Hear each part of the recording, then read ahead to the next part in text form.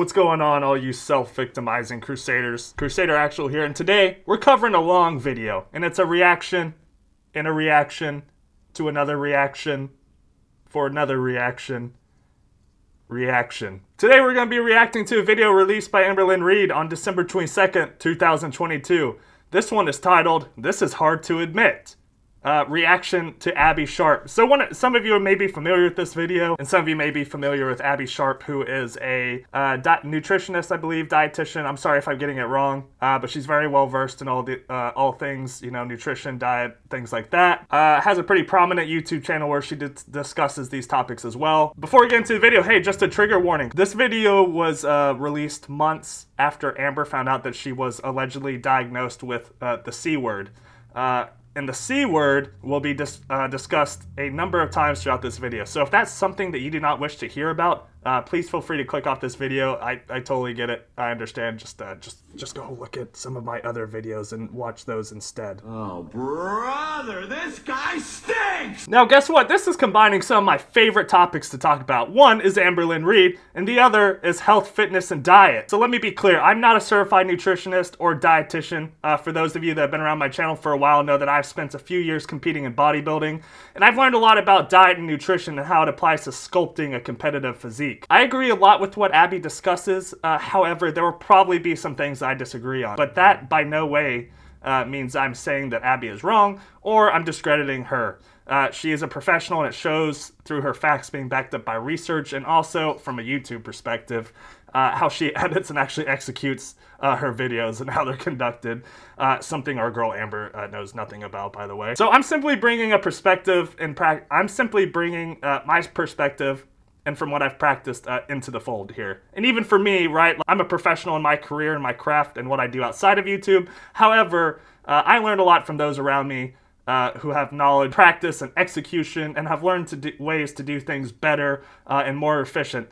And, sometimes that stuff that doctrine, regulation, or literature doesn't always teach you. So that being said, that is where I will probably place my perspective and advice, so feel free to take it all with a grain of salt. But anyway, in this video, I will be reacting to Amber reacting to Abbey Sharp reacting to Amberlynn Reid. So while I'll be discussing some topics of health and fitness, we also react to how Amber addresses a lot of the topics that Abbey brings up with regards to Amber's diet and lifestyle. And also identify how some of these topics are incredibly relevant to current Amber and really how nothing has changed over the last few years. Oh, busted. So buckle up. It's going to be a long video. The runtime of the video that Amber released is 1 hour and 22 minutes.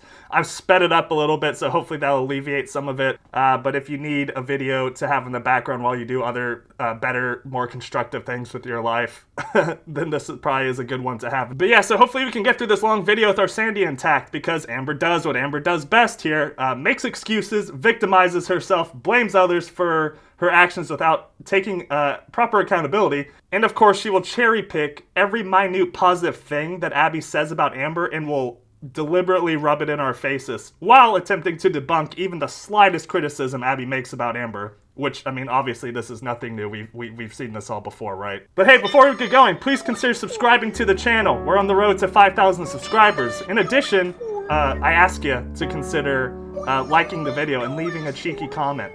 I hate doing that, I hate it. It's like the typical YouTuber thing. But really, likes and comments, significantly help a video with the algorithm and increases its reach. Really more than you understand. And I truly appreciate people that take the time to do it. That's true.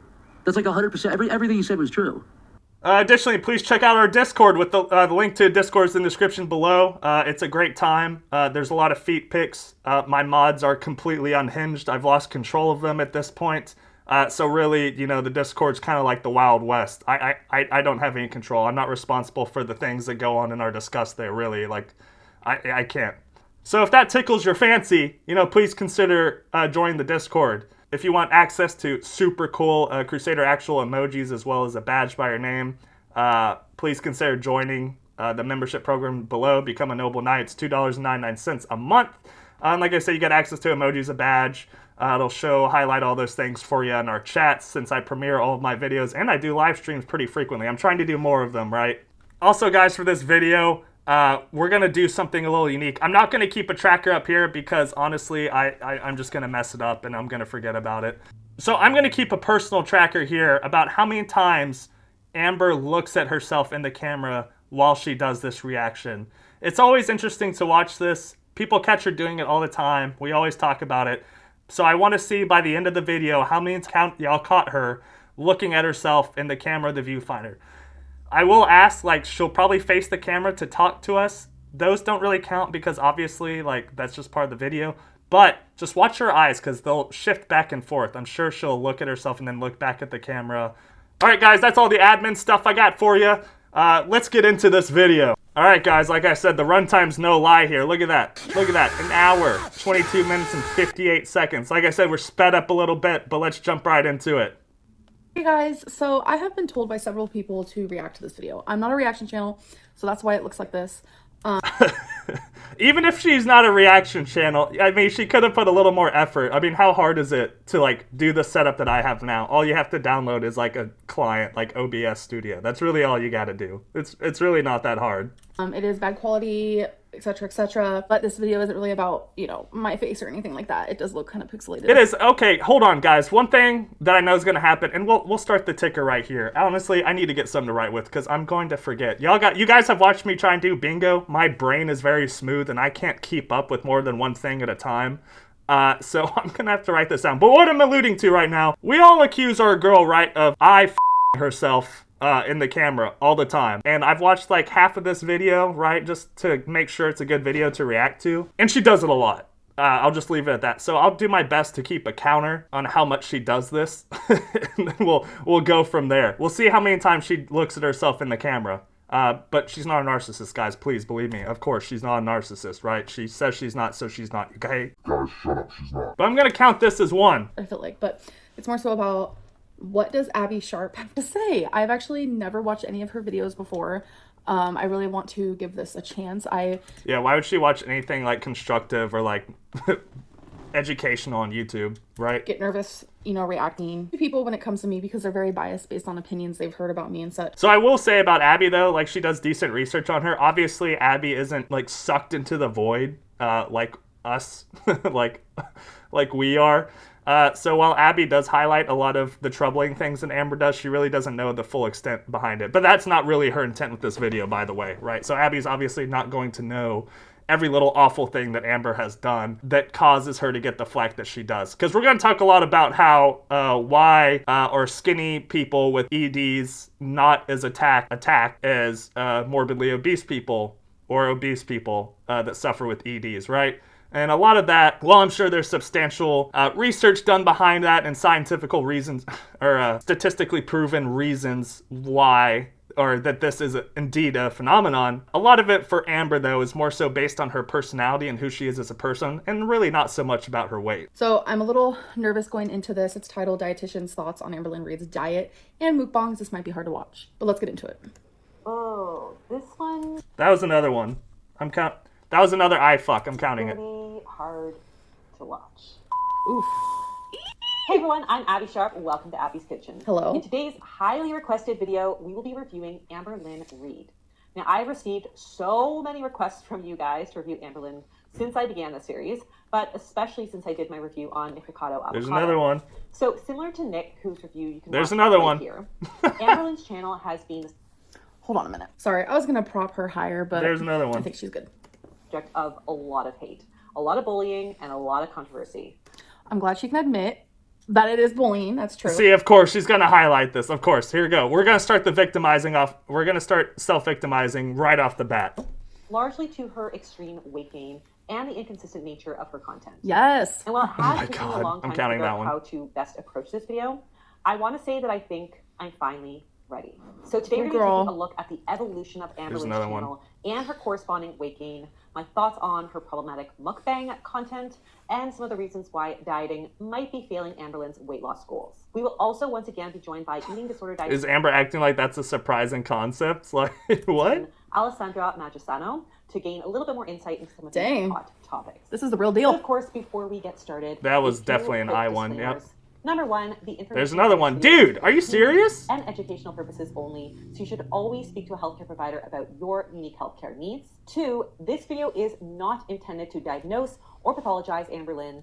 The intention of this video is to simply discuss the themes on her channel There's in an another one. educational and compassionate format. 3, don't forget to please be kind in the comments, both here and on Amberlynn's channel. 4, a trigger warning. Oh yeah, because our queen gets so much hate, guys. Oh, she's so people unjustifiably criticize her all the time. Oh, it's so unfair. Oh, boo-hoo! Let me play a sad song for you on the world's smallest violin. That some graphics and discussions may be disturbing to some of my viewers, particularly those who may have battled or are battling disordered eating. So of course, feel free to skip. And if you guys catch me like nervous laughing, I do apologize. Sometimes I do that and it makes me feel like I'm being inconsiderate, but that's like not the case. I just get like nervous laughter. Okay. I'm more concerned about how much you look at yourself in the viewfinder. Video if that sounds like it could be you. And finally, do not forget to subscribe to this channel and ring that little bell so that you never miss out. Okay. Yeah, sit on that subscribe button, smash the ring bell, freaking like the video. Yeah, YouTube. So for those of you who are unfamiliar with Amberlynn Reid, I just do all those things she initially anyway. started her YouTube channel back in 2013 to document her weight loss journey. At the time, she was around 368 pounds. However, since starting her channel, she continued to steadily gain up to about 200 pounds and reached her highest weight in January 2020 at 572 pounds. You can't forget those decimals, girl. 572.4. Despite Allegedly, that's her highest. Weight loss. That's not when I reached it. It's just I made a video called 572 pounds because like I wanted you guys to know like my highest weight. Are we gonna argue this? Not exactly, but yeah, I reached 572 I think in 2018, late 2018, something like that. So this is an idea of how Amber's going to argue, right? And how she's going to like desperately attempt to debunk anything that Abbey says that might be slightly negative about her. So we're going to argue semantics here. Who gives a shit when you hit it? It doesn't matter. The month doesn't matter. The day doesn't matter. It doesn't matter. The fact is that you hit 572.4 pounds. That's the issue here. Like, don't argue, oh, well, really, it wasn't that date. It was slightly, whatever, earlier than that. It's just when I put out the video about it. Like, no one cares, dude. It's the fact that you hit that way. Semantics. During this time, viewers have questioned Amber's authenticity and commitment to her weight loss journey. Yeah, which is zero. Gain weight despite repeated efforts to improve her diet and start fresh tomorrow. Now, in addition to her weight, literally. Well, it wasn't start fresh tomorrow. It was, she only goes on Mondays. She always tries to do a new diet like on a Monday. She's like, well, I'll just get through the week and binge and eat like crap, and then I'll start the new diet on Monday. If I wrote an autobiography, it'd be called Starting Fresh Tomorrow, because I feel like that's me. It's such a bad habit. I hate it. Journey. But you do it anyway. Is also known for her mukbang videos, which have really generated a lot of negative feedback. Critics of Amberlynn. I'm gonna be honest right here about mukbangs. I feel like they're just so easy to do because it's like... Yeah, because you're performing a basic human function on camera with putting little to no effort. Like, you don't even... like make it aesthetic by any means. Like I don't like mukbang channels. I don't like mukbangs. I don't watch them. To me, they're just kind of gross. And I get for some people they're like, I get that we have turned them like as a culture, like an American culture specifically, have turned them into something they're not supposed to be. And I get that. And I get how the concept could be appealing for some people. Like, oh, you're eating with someone. It feels like you're eating with people, especially if you're feeling lonely or alone, stuff like that. Like I get it. But for Amber, it's just purely, for one, she knows it gets her views. Two, it's being as lazy as possible. She's doing a basic human function to get views, more money. Got it. And two, like, the setup is non-existent. Like, she put it on like a box. Like, I'm not even going to say what toys she put it on. The box of a toy that she put it on. But she did a mukbang like that. Like, just slapped a little plastic whatever on top of a box for a adult toy. You know what I mean? Or she just, like, slaps, like, a Thanksgiving platter down with some food on it. Like, there's no, like, setup whatsoever. I mean, similar to this video where she's just, like, sitting here with the laptop on her stomach. I'm going to be eating the food anyway. I can sit down, make my video, which is my job, get my income. Her job. Just, she's very passionate about. Enjoy my meal with you guys. So it's like, mukbangs are just so easy to do, and I think that's why I got caught up in it for so long, and I still really do like mukbangs. That's just me being honest. Quick to point out some of the contradictions of someone in a larger body seeking weight loss who is simultaneously participating in a trend that encourages eating large volumes of food in one sitting. Oh, here we go. Okay, so when I make my mukbangs, I don't purposely like eat a lot of food. When I do mukbangs, that is literally the meal that I would be eating. I have never binged in a mukbang before. I think one of the first mukbangs I ever made, which was 2015, 2016, I did eat more than I wanted to because I thought that was like the point of a mukbang. But ever since that point, that was strictly just me eating what I would have even off camera.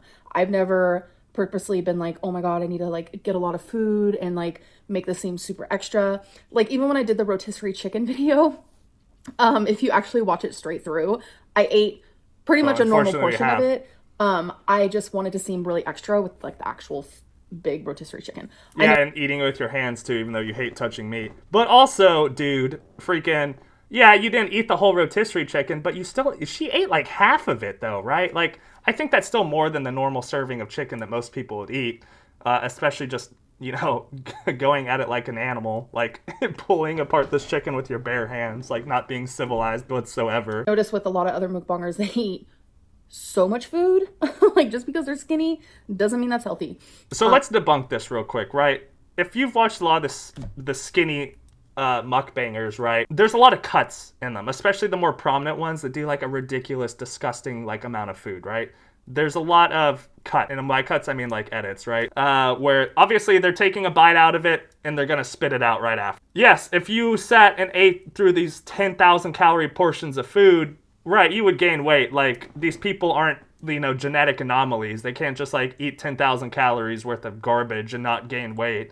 They take a bite of it, chew it, spit it out, like, edit, spit it out, edit back in of them going after other food in there. Unless you're like Nikocado Avocado, then whatever, you're unhinged and doing your own thing. Amber eats all the food on her plate. Granted, they might be modest portions to her. I think for some of us, it's still quite a lot, like the Sausage Fest mukbang that she did, this one up here, like that one particularly stands out to me. But I've never like went out of my way to do that. So this begs the question. And because that'd probably take effort, okay, so she wouldn't do it. And fun to watch when the YouTuber is generally thin, healthy, or fit?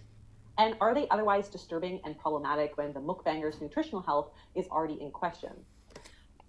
I feel like I've paused it so much. Sorry, I will let her talk, I promise. I just feel like I have so much to say. Her mentioning that reminds me, there is a mukbanger who clearly has an eating disorder. They have talked about it before. They talk about how they binge eat. They talk about how they have binge eating disorder, but people still love them because they're skinny. They still allow it because they're skinny, but it's like, this person is binging on camera. Now, even if this is true, that is problematic, I think, right? And I'm not a psychologist or anything like that, right? So I have I have nothing to back up these claims, right? I just assume Amber's usually fabricating the truth more often than not. But, I mean, regardless, I think it's problematic. Regardless, if you're spitting out the food, not eating it all, that's incredibly wasteful, in my opinion. But people could just be attracted to the personality of said person and their honesty about their problems. And, like, again, there might be some piece of it that's like, maybe the person's really attractive. Like, unfortunately, in our society, people do like attractive people and give more attention to them. You know, unfortunately, that is how it is. I'm not going to deny that. But I think it is skewed a little bit how Amber sees it. I think a lot of why Amber gets flack is her crappy personality and how she treats people in her audience and those around her, and just the things that we know that she's done in the past. And also, too, you know, I don't think these people come on here and be like, I'm a weight loss channel, but here's some mukbangs. You know what I mean? So I think that's part of the issue as well here, that Amber's really not understanding. But it's like, okay, but then when I have like a healthy meal, because I have done healthy mukbangs before, people are like irate. So it's like, it's a little confusing. It really is.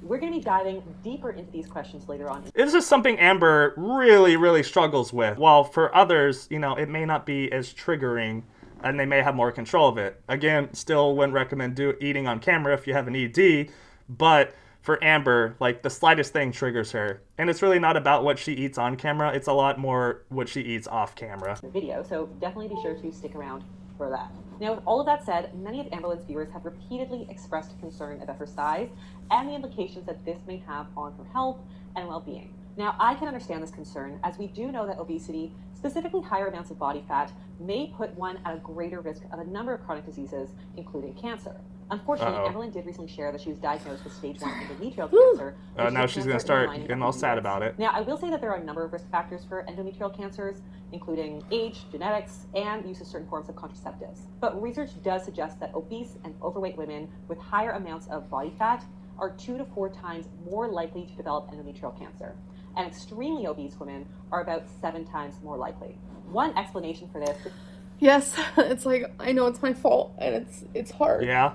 Because it's like, I could have prevented this, and it's sad to know that food completely has ruined my life, and it's scary and it's dangerous, and the feeling of it is unbelievably overwhelming, and I regret so much. I really truly do, and it's just it is hard. Doesn't. It is so hard to have this food addiction and this binge disorder. It's just so hard, and it gave me cancer. Like, that's crazy.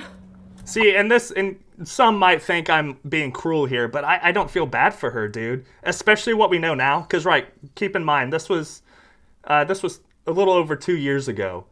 She hasn't learned from this. She has had so many issues and ailments, gotten sick so many times over the years. She had the freaking C word here, and it did not change her lifestyle whatsoever. If anything, she got worse. This is why people are upset with her. This is why she gets so much flack. I've never seen someone have so many wake-up calls in their life and not learn anything from them. I genuinely have not. And this, in my opinion, on top of a few other things, is why she gets so much hate. And not even hate, but like criticism, if we're being quite honest. It's because she does not learn from her mistakes. If this was not a wake-up call for her, as we've seen today, nothing's going to be at this point. Excess fat tissue produces higher amounts of estrogen, which has been associated with not only endometrial cancer, but also breast and ovarian cancers. Another possible explanation is that individuals with higher body fat often have increased blood levels of insulin and insulin-like growth factor 1, which may promote the development of some cancers, including endometrial cancer. But of course, I am not an oncologist, nor am I part of Amberlynn's healthcare team. So obviously, I cannot speak to the root cause of Amberlynn's diagnosis. But what we can say, just by looking at the research, is that there may be an association between higher body fat and the development of some cancers. Sure, I'm sure, yeah. That said, since sharing her diagnosis, Amberlynn has also had a hysterectomy to surgically remove the uterus.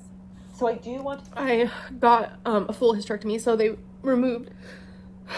It's so crazy, oh my god. To think that food made it to where I can't even have a child. I didn't know she was going to bring out my cancer, I didn't. Well, unfortunately, I'm not trying to beat her up too much on this, but like, I get that's sad, but she can't even take care of her own freaking animals, dude. Let alone herself, let alone another human being. Like, it's okay, obviously, but... Like, that's just my opinion. That's not for me to decide. Tubes, ovaries, all of it. So. I get it. I get what a hysterectomy is. Thank you. And remission from her surgery and condition. Now, moving on to her diet, I do want to start by acknowledging that Amberlynn has shared that she suffers from binge eating disorder and overeating. As usual, it is not my place to speculate about whether or not this is true. And like I said, I'm not here to diagnose. See, even Abby's like, I don't know. I mean, I don't know if it's even been official yet. Oh my god, what is this? Or dangling out, sneaking out but there. Rather, the purpose of this video is to review the content on...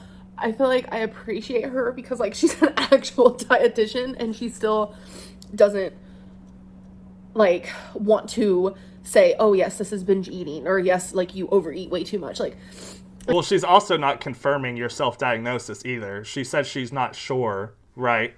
Like, she's not your medical professional or whatever. And like, there's nothing that has been proven that you do suffer from this, besides your actions, right? So, like, sure. We can assume all day. And it's just so crazy to me to think, like, so many people in my comment section diagnose me or undiagnose me all the time. Well, you self-diagnose yourself, though. You know what I mean? And they have, like, no right to do it. But she's like... I mean, but you're self-diagnosing yourself and exploiting that for views. Why is that okay? Like, other people can't speculate that you can exploit real disorders for views that real people actually suffer with. Respecting me and doing it the right way and really just being, like, unbiased about the whole situation.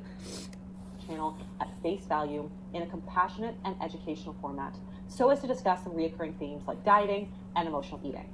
With that said, I really can't confirm whether or not Amberlynn's What I Eat in a Day videos are an accurate representation of what she actually consumes in a day. Every time I have ever made a What I Ate Today video, it has always been 100% truth, whether it was a healthy one like Hi, I'm on Track. Now, I assume some of them have been and some of them have not. Yes, there are videos of Amber where she like will come up with a crappy edit at the end and be like, yeah, I messed up, guys, oops. But there are some too, like I'm sure, where she has said she did really well and then she did not do very well after the camera was off. You do not get to this weight by having some good days and some bad days. You have more bad days than you have good days, and when I say bad versus good, I mean extreme calorie surplus opposed to maintenance calories or a calorie deficit. Or whether it was a high, this is like exactly how I eat when I'm overeating. I've never done false ones. They've all been true and accurate. But we will talk more about binge eating disorder and dieting later on. For now, I do want to take a brief look at what Amberlynn's typical day of eating might look like at the time of filming this video, which, by the way, is subject to change by the time that it's live. Let's start with her breakfast, and a quick trigger warning. I'm going to be giving some suggestions on how to help optimize satiety for Amberlynn's weight loss goals. So if this is triggering for you, of course, feel free to skip this section of this video. So for breakfast on day one, we've got a smoothie with Greek yogurt, some frozen berry. Oh my God, when did she film this? Because I was living in my old home. That's so weird to see this. But it doesn't matter. This is when I was on track. I do remember this because if you see me have a smoothie in the morning, especially if I'm making it, then that means, okay, Amberlynn's trying her thing, trying to eat better. Yeah, one meal a day being good is not on track. It's what you do that entire day. Some spinach. On day 2 is a bagel with some chicken breast, cream cheese, Love that and for me. some Cheetos. And on day 3, it's some pasta with onion, tomato, that was corn, bomb. pesto, butter, yeah, of course it and was. some sparkling lemonade. So Amberlynn has previously said that she doesn't usually consume stereotypical breakfast, lunch, and dinner meals. Nope. Instead, because she's unique and quirky, you guys. She will usually just eat whatever she feels like in the moment. Great. Intuitive I don't necessarily eating. think that meals need to look a certain way based on the time of day that they're consumed. So if that's something that works for her and her palate, then it works for me. With that said, I think there is some room for improvement here to really maximize the nutrition of these meals, which would help keep Amberlynn feeling satisfied longer, potentially curb the desire to binge later on in the day, and boost the disease-fighting antioxidants in her diet for general longevity and health. So, for example, she could swap the bag of Cheetos with a smoothie from day 1 to pair with her bagel breakfast. And this would help cut back on some of the added salt. See, it's so weird for me. When I make a smoothie, I think of okay, this is like a full-fledged, this is a meal. I don't need anything else on the side with it. But apparently, I can have a bagel with it. Fine carbs. Well, yeah, I mean, it's all about the calories, though, right? Like, you can make a smoothie potentially very bad for you, right? When you start, the biggest thing I see, people mistake with, smoothies and stuff, while I have no issues with, peanut butter and stuff like that, peanut butter has a lot of calories. So that smoothie that could be, that's filling and probably low calorie can very quickly go up to high calorie and put you in a calorie surplus, depending on when you have it during the day and depending on what else is in that. If you throw in 2 tablespoons of peanut butter, which is going to be 200 calories about. While adding in a serving of fruit, veggies, and extra protein from the Greek yogurt. She could also choose a nice hearty whole grain bread instead of the bagel if she wants some Love days, whole grain. which provide a lot more satisfying fiber, protein, and maybe some healthy fats to really keep her energy levels more steady. See, and you could use, instead of because some of those breads, depending on what bread you get, can be pretty high in calories. I don't know what kind that was, obviously, but I always recommend to people, and they have multigrain versions of it as well. It's Sara Lee Delightful. I'll post it right up here. But it's 45 calories per slice, opposed to normal breads, 70 to 80 per slice, right? And some people, depending on if you get those crazy protein breads, which it sounds great, oh, protein bread, amazing. Some of those have a lot of calories in just one slice of bread there. So those sometimes can quickly add up in calories as well. That's why Sara Lee is always my go-to. Also, FYI, I have paused it so much. I'm so sorry, Abby. And I'm so sorry to my audience. Wow, I can't talk. Okay. So I do notice that in the past, I would have a smoothie for a hot minute, every morning, but it would make me feel so dizzy. Am I catching her looking at the viewfinder and then looking at the she quickly looks to the right and then back to the camera? Which to me is just her looking at herself. So I'll mark that down. So I wonder if that's kind of what she's there talking it is about. Again. You see that? It's subtle. I slowed it down. To have something on the side that is also substantial. There it is again. I'm just catching them bread, now. I'm probably way behind. Y'all probably got much more than I did. As the first Love it. in the list. And ideally, I'm looking for about 3 to 5 grams of fiber and 3 to 6 grams of protein per 2 slices.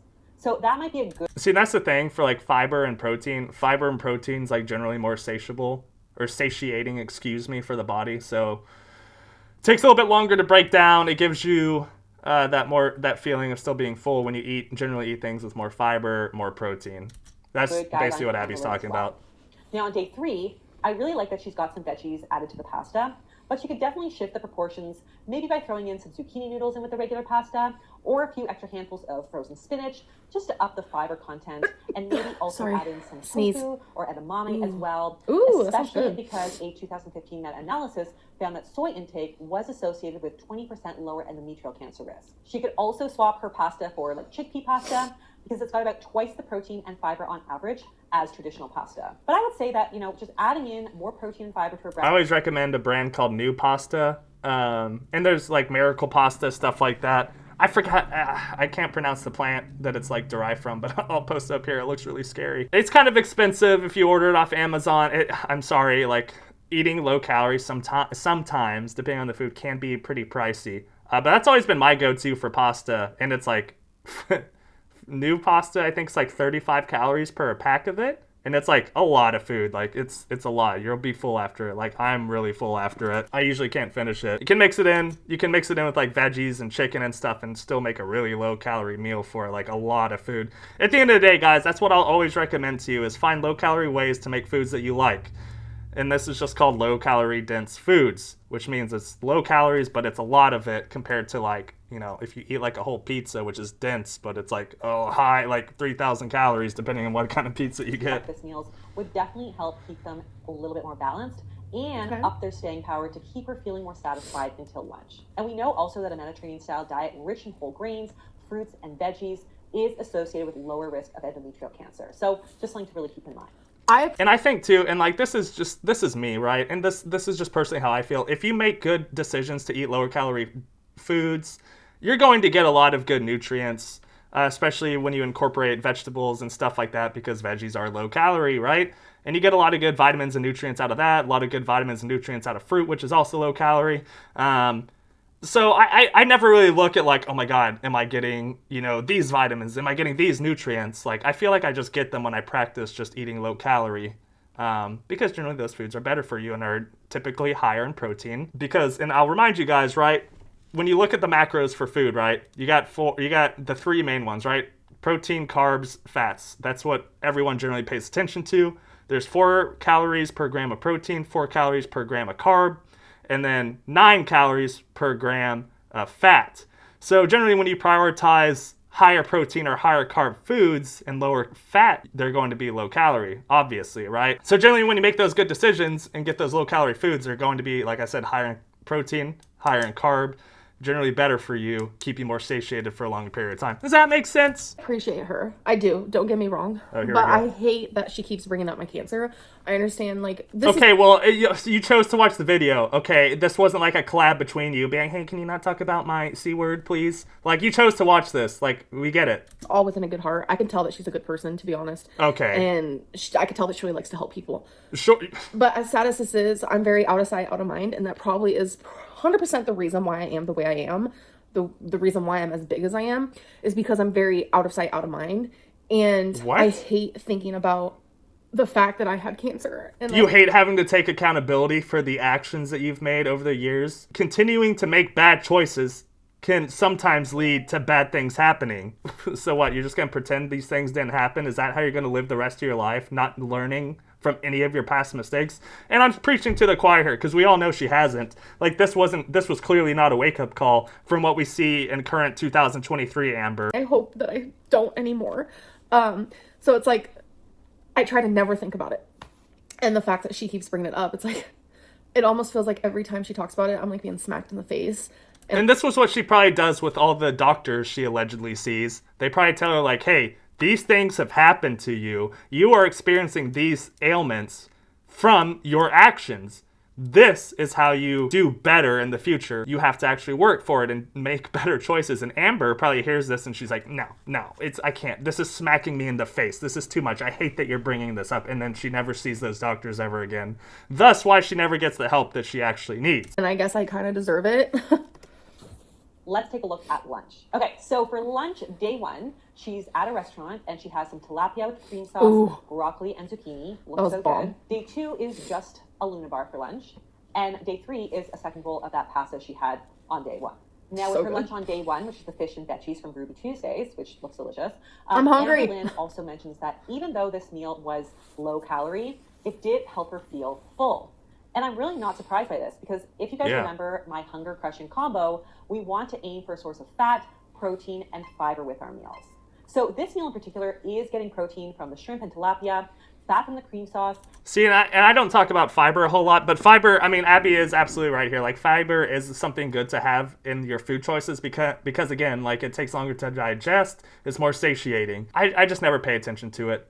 But I know it's in a lot of the foods that I do eat. Honestly, like I said, if you make good choices, especially like veggies and stuff like that, there's a lot of fiber in those things to give that feeling of being more satiated. And fiber from the veggies. So super satisfying. There. She just confirmed me. Yeah. And I also love that this meal is not so like overly restrictive. It's not like, plain broiled fish and steamed or boiled vegetables. We're getting that cream sauce in there to make it a little bit more satisfying. Something I've noticed about dietitians and nutritionists, they always want you to be moderate in what you eat. Like, they never want you to be super like, okay, just like a chicken breast with broccoli. Like, they always want you to find some sort of balance, and I like that. Yeah, obviously. Like, the only people in, like, even bodybuilding, right? Even think about it, like, and this is just, like, dieting 101. Like, if you restrict yourself too much, you are going to inevitably break. And what I mean by that is, like, you are not going to be able to keep that up for a long period of time. That's why all those fad diets never work, like Octavia and freaking Jenny Craig and stuff like that, because they are just not satiating and they just restrict caloric intake way too much. Unless you're trying to step on stage for bodybuilding, like, and obviously women and men typically need more calories than women do. That's just how it is. And like, depending on your weight too, right? Like, me as a 180-pound male versus a male that's 200 pounds, he's going to require more calories to maintain his weight than I'm going to require to maintain my weight. So I never advocate, unless you're trying to bodybuild, to start dipping down like 1,500 below calories, which a lot of these fad diets choose to do. Because like, you're just going to stick with it. You'll lose weight fast, sure, but you do not need to suffer to lose weight. Like, you 100% do not need to suffer to lose and maintain a healthy weight. And two, I'm just talking generalities. Like, I'm never like, what I say too is never like, this is going to make you a bodybuilder and have the most shredded, ripped physique. Like, you do not need a shredded, crazy, ripped physique. You do not. I can't maintain that. Like, it's hard to. It's hard to maintain kind of what I have now without a lot of exercise. You can be healthy and look just like good. You know what I mean? You don't have to do anything wild and like restrict yourself way too much. Like, enjoy life, for goodness sake. That really helps with reducing the idea of kind of mental scarcity as well. On day 2, Amberlynn opts for a Luna bar, and while the Luna bar is a great on-the-go snack, it's just not likely going to provide enough fuel to get her through to dinner. Especially not her right now. Have less than 200 calories.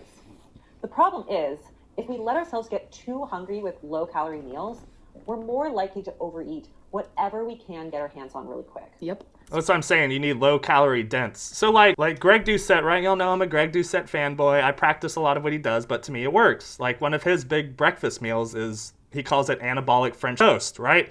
It's basically making French toast with like regular bread, which I use Sara Lee bread, but he uses regular white bread, mixing in like blueberries and stuff. But what you actually use to make the French toast, instead of using full eggs, you use egg whites and then mix in like cinnamon, vanilla, stuff like that, which cuts down on the calories significantly. And it's incredibly filling, right? Like, I can have, and then you use like low calorie syrup as well. And I think I eat that for most of my breakfasts, even to this day, dude. I've been doing that for years. And it's like, I can have like 5 slices of bread with some fruit and stuff, and then like low calorie syrup on top. And it's like 400-ish, 400 to 500 calories, which is like extremely filling for all that food.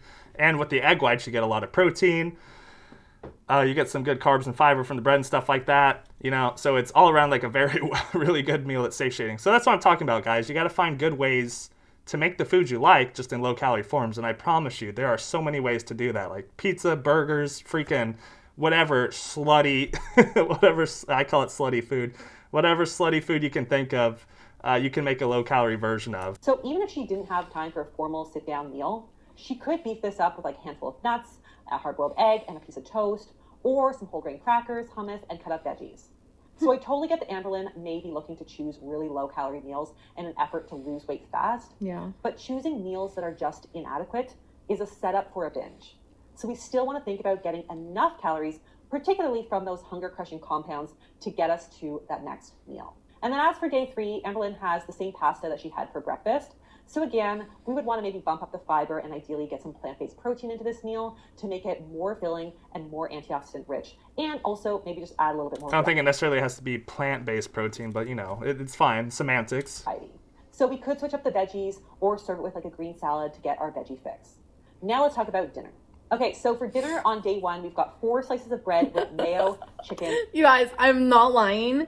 So good. And it was actually low calorie, but she's right, to be honest. I'm very all about low calorie, even if it's like not the right type of food for me. She's not. Bacon.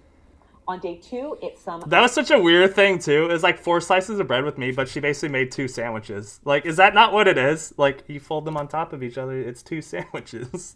Macaroni with buffalo chicken sausage and broccoli. And on day 3, it's a bowl of cereal, then another bowl of cereal, a few spring rolls, and then 6 Oreos. Okay, when we say a bowl of cereal, that was a massive bowl, dude. Was that not a massive bowl? Love that for me. So again, we're seeing a variety of different types of meals that don't necessarily fall into the standard dinner category, which is totally okay. And as you guys know, I am not into food rules, even ones that say you can't have cereal for dinner. I mean, like this video right now if you love breakfast for dinner. Or nice one, Abby. That was a good way to get likes. I'm going to like just assume, could be wrong. She's probably going to say I should have chose a cereal that is like whole grain or like Special K type of cereal. Something like that. Brinner. I mean, a lot too, like... So what I do, like, I eat cereal too, guys. Like, one of my post-workout meals for a while, like, I do little post-workout meals, and I do 2 servings of Rice Krispies mixed with almond milk. And protein powder. And the reason I choose Rice Krispies, right, gram per calorie, you get a lot more. Right? Where like most cereals, like the ones that everyone likes, like I'll talk for me specifically, like freaking love Lucky Charms. Like this video if you like Lucky Charms. Cinnamon Toast Crunch, freaking Reese's Puffs, like a lot of those cereals, or peanut butter chocolate Cheerios, that's a big one I like too. A lot of those are around 150, 160 calories for like 36 grams. I don't remember Rice Krispies. Let me look real quick. Rice Krispies are slightly better. I mean, it's 40 grams for 150 calories, but in that 40 grams, there's so much cereal there. It's a lot. Like, you're like almost sick of eating it by the end of it. Instead of you do 2 like regular servings of like a sugary sweet cereal, because they're a lot bigger pieces. They're not as like filling and not as satiating as if you eat like Rice Krispies, right? Because there's just so many of them that make up those 40 grams. Brinner, I guess, right? Yes, please. Yes, please. Anyway, so on day 1, we've got those sandwiches with mayo, chicken, and bacon. I like that there's more protein in this meal, but we would definitely want to see some veggies or like a simple side salad just to like balance things out. I also think that maybe we could go for either the mayo or bacon, since there is already a lot of saturated fat in this meal. And that doesn't mean we need to skimp out on flavor or fat or even reduce the calories. We could totally swap the mayo for like avocado and... You could, but you could get more food out of it if you did. Like if you use turkey bacon opposed to regular bacon, if you use lower calorie bread, if you use something different other than mayo. And I'm not hating on having fat like at all whatsoever. I'm all about how much food can I eat per calorie. That's just me personally. And like this is where Abby and I will kind of have different this is where like Abby and I will have different opinions. Again, her way is not wrong whatsoever. It is not. It's okay. There's multiple ways to lose weight. You don't have to make it complicated. I'm just more about how much food can I eat for the lowest amount of calories. And if that means making like substitutions like turkey bacon for regular bacon, low calorie bread for regular bread, egg whites for eggs, like I will gladly make that change. To boost up the plant-based protein. This is particularly of interest for Amberlynn because research suggests that higher saturated fat intakes are associated with increases in endometrial cancer risk by 6. Amber's not understanding any of the words that Abby is saying right now. You know what's sad? During all those clips that she's showing me, I had no idea I had cancer. And we're still going to talk about this, aren't we? We're still going to talk about this. She's missing the entire point of... She's so dumb, dude. Oh my goodness gracious. Because those videos were before I was diagnosed. Okay, can we actually like try to learn something from this though? Like you have someone trying to give you actually decent advice and you're sitting here just talking about your C word over and over again so you get sympathy from people. We don't feel like, oh, I don't want to sound like this is why people don't feel bad for you for this, because you're not learning from it. Like, we got it. You had cancer. We get it. We understand that sucks, but you've done nothing to improve yourself. So this hopefully does not happen to you again. Are you not taking anything out of this video? Oh my God. Why are we still here? All right, so then on day 2, we are seeing a little bit more balance. We've got those carbs from the pasta, we've got some protein in the chicken sausage, and some veggies in the broccoli. Good. Though again, I would probably shift the proportions just a little bit to see a little bit more green in there. Right. And again, maybe that chickpea pasta would be another easy swap. As for day 3, obviously you don't need me to tell you that it's not a super nutritious meal with the Oreos and the spring rolls and 2 bowls of cereal for dinner. And Amberlynn herself actually mentions that this was... You know what's like downright unfair? The amount of calories in Oreos. It's not fair, dude. I freaking love Oreos. bad so many. eating type of day, which resulted in a bit of a binge that occurred off camera. So saying that we need to boost up the vegetables is kind of a moot point here, but we'll be talking a lot more about Amberlynn's emotional eating later on in the video. Great. But again, this may come down to a combination of physical restriction. There we go. There's another one. And the experience of emotional scarcity. But stay tuned because we're going to talk a lot more about that. So in terms of my overall thoughts on Amberlynn's diet, at least sucks. based on what we're seeing in these 2020 What I Eat a Day videos, her portion sizes are not particularly big. In fact, at times, they might just not be big enough. And that can set you up for a binge really quick. But I feel like when she says that, it's not like she's saying, oh my God, you should have had more pasta. I feel like as a whole... No, she was just saying you should probably not just eat a Luna bar for a meal. I think that's more so what she's alluding to. When I'm trying to lose weight, I need more vegetables. And I guess... You don't need more vegetables. You just need more low-calorie dense foods. More protein. Because those things are going to fill me up longer. But we do have some generally... that's true though. But like, okay, maybe Amber's slightly learning from this. Maybe just a little bit, little tiny amount. I'm learning. There is, of course, some room to optimize the nutrition in some of Amberlynn's meals. I mean, it clearly didn't. She didn't retain any of it though. Particularly to ensure that she is satiated and then not setting herself up for a binge with inadequate calories at meal times, and also to make sure that she's getting in the antioxidants for cancer prevention. So, for example, adding in extra nutrition from protein and fiber would help to make her meals more satiating, keeping her blood sugar levels in check, and of course helping to keep her fuller for longer without adding in a ton of calories, which may potentially reduce the urge to binge later on in the day. Also, focusing on lots of colorful fruits and vegetables, whole grains, beans, and soy protein may help to reduce her risk of future cancer. But again, these videos are just one piece of the puzzle and may not be an accurate representation of how Amberlynn eats off camera or during an actual binge. And it does not. I just want to bring this up. Here we go. I guess something else that frustrates me is like, why is it okay for people I'll let her finish. Hold on. to judge me, make fun of me, aka binge monster? Okay, dude. Oh my. So, no, first of all, she regularly uses binge monster. She's regularly used that word before. It's not... And the self-victimizing, dude. She's just like sitting here stewing, not learning anything from this video. She's just sitting there stewing on this and just saying like, how can I bring this back to talk about myself and how hard it is for me and how much I'm bullied and mistreated. Like, oh my God, dude, grow the hell up. This is so stupid. Where's my pen at? God dang it, dude. Oh. Let's see what she has to say about this. And all these things, and invalidate the fact that, you know, I do have eating disorder, I do have food problems. Allegedly. But then if it's like a skinny person with these problems, oh my God, people don't ever make fun of them. I mean, I'm sure these people do get flack too, but also from this, like, from an entertainment perspective. And again, I'm not advocating that mukbangs are a good idea. I don't think they are, regardless of what your physique looks like. But freaking... the reason that some of these skinny people might not get flack because, for one, they're not actually eating the food. They're spitting it out like I've already said. 2, they put probably a lot more effort and production into their stupid mukbang videos than you do. 3, they don't constantly talk about how they're complaining about needing to lose weight and putting their life at risk and then throwing that out the window and then being like, I'm going to do a mukbang today and eat on camera because that's probably really healthy for me. That's the difference, Amber. Holy crap. That's something that I just like. There's so much of this video left and I'm so done. It's not fair. It's very hypocritical. Anyways, just a thought I had in my head. Yeah, you're... Now, one topic that I want to get into is mukbangs.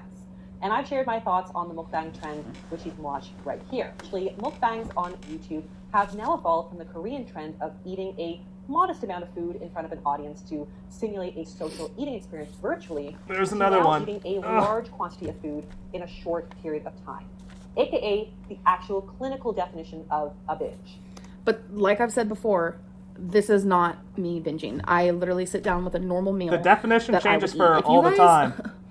I feel like I need to film another binge. No. So just you guys could see. No, that is not what that means. Holy crap, dude. What? How do you come to that? What? Like education based and also like education based. See kind of what I deal with. I need to film one of those so you guys can see like the difference because is she really just advocating that she needs to film herself binging? Really? Is this the thought? Is this her decision-making process? What? Look, Pim, I know it's her job to help this guy and everything, but I think this guy's a lost cause. Crazy different. So obviously, to the average viewer, Amberlynn's regular mukbang activity seems at odds with her weight loss goals. And this, of course, has led to a lot of online bullying, vicious diet trolling, and accusations that she isn't taking her health or weight loss seriously. And she's not. With that said, Amberlynn has recently shared that she's actively trying to rebrand her channel without doing mukbangs because even though these videos... Well, that certainly didn't last. ...generate the most views... And money. ...they also generate the most hate... Can't forget that. ...and scrutiny. But I get hate no matter what. A lot like what we heard from Nick Ocado on his channels as well. Now, what I do want to point out, however, especially in contrast... She probably hates listening to Nick Ocado get any sort of, like... getting any sort of mention whatsoever. ...to other infamous mukbangers like Nick, is that the volume of food in Amberlynn's mukbangs pale in comparison to the norm. In fact, even... I would not call Nick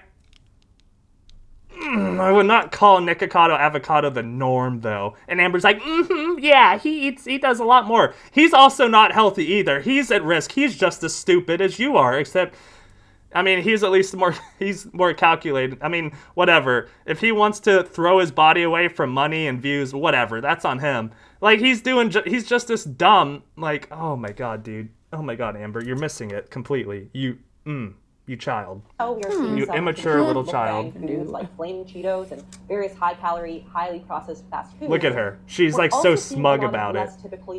I told y'all. I warned y'all at the beginning. She's gonna do this. Like any like minute thing that Abbey like says that Amber is not doing as bad as others. Amber's gonna be like, yeah, see, I told you guys, I'm not that bad. And more balanced meals like veggie stir fry. Y'all hate me for no reason. Rice cakes, veggie burgers, or some meatloaf served with some mac and cheese. Yes. And these meals are often even accompanied by a side of veggies or sliced fruit.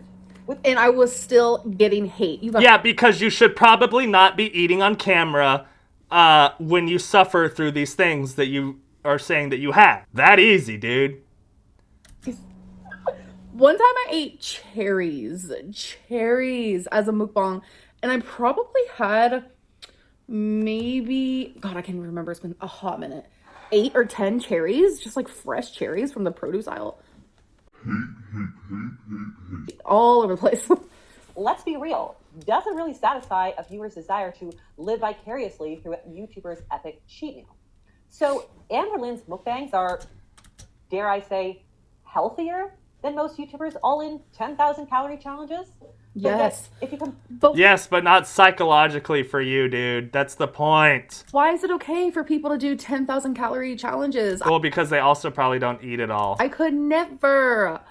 And those people, if they do eat it, if they're like, assuming, right, if they're skitty, because we all have to abide by the laws of thermodynamics here. In this house, we obey the laws of thermodynamics. They probably exercise a lot regularly, which you do not do. So let's not forget that either. Like, regardless of how healthy you think your mukbangs are and what you're doing, you still don't accompany anything you do with exercise. I know she's going to bring this up too. I already know. Oh my God. Ugh. I eat an apple on camera and people freak out. The comment sections of her mukbangs compared to many others, like, let's say, Always Hungry, Amberlynn bears the brunt of the disgust and hate. Let's just look at one of the most popular comments on Amberlynn's mukbang versus one from lifestyle YouTuber Always Hungry. Oh, wow. Both of these people... So I wanted to she was really upset by this, that she's doing this. Read you guys the comments because I didn't in the original reaction because I guess I was too shocked. So the comments on mine are, I don't like eating with my fingers. Girl, I'm surprised you haven't eaten your fingers. Oh no. Amber can delete comments, but she can never delete the fact that she has to wake up in a literal mattress-sized prison. You're so pathetic. I can't imagine this actually being someone's life. It's been 5 years. You haven't lost a pound. So I think that's a key comment right there, because again, this goes back to the fact that Amber wants to be like this weight loss channel and get healthier and better, but then does mukbangs on camera. While this Always Hungry person probably does not. Probably puts a lot of production and effort into their video. I mean, I'm assuming, right? I'm assuming. You are eating yourself to death. There's no way someone her size isn't pre-diabetic or diabetic. I would probably be equally annoyed with both these people. Who has the audacity to say that as a 500-pound person? So, then we have Always Hungry comments. And she's eating very bad foods in huge quantities. It says, love your videos and look forward to your Are we going to read all these? Thank you. I cannot read myself. Thanks, Amber, so much. Everything looks so delicious. Amber sounds so mad, dude. It's really funny. The happy donut dance. I love seeing you happy while eating. Oh my god, this is the best donuts I've ever seen. Love ya. So it's just hypocritical, and it doesn't matter. Of course, Amber's not going to put all the facts in here. I mean, this is all cherry-picked, and there's really no substance to this. For what size you are, but eating huge amount of foods isn't healthy either way. But it just kind of goes to show that the skinnier you are and the more attractive you are, the more accepting it is to do really anything. Mukbangs are only to do really anything. Okay. Wow. Both of these people post about wanting to get or stay fit, but the primary difference... There's another one. ...is that Lydia Adams from Always Hungry is already in a socially desirable body. Oh no, Amber's going to hate her more. Is not. So why does someone's body size influence our perception about whether or not mukbangs are acceptable? And why is eating any amount of food that is not considered diet food not socially acceptable from somebody in a larger body? Here's the thing. I am by no means condoning mukbang videos of any kind, even the more modest versions on Amberlynn's channel. Yeah. I honestly think that this is a really problematic YouTube trend that perpetuates a lot of disordered eating behaviors. But it 100% does. I don't mean to interrupt her because she's on a roll and she's on a good roll. But I got to talk about myself. Love it. But I feel like mukbangs should be okay if it's like an actual meal that you're going to sit down and eat. Not during a binge, not purposely binging for the camera, not purposely ordering 7 different meals from a restaurant. I feel like if it's a normal meal that you would eat, I feel like that should be okay for anybody. These behaviors are unhealthy regardless of size. Repeatedly eating large amounts of highly processed foods in one sitting can lead to increased blood pressure and blood sugar, water retention, in one's gut microflora. Yeah, that's the only thing she understands is the water retention. And dysregulated food. But it's very clear that the negative public perception of Amberlynn's content is unique because of her size. Mm-hmm. And that's nothing new. Research suggests that society's negative attitudes towards obese people. So what was that? What were those dates there? Mm-hmm. And that's nothing new. Research suggests that changes perceived weight discrimination among Americans 1995-96 to 2004-2006. Negative attitudes towards obese people play a significant role in their psychological and their physical health.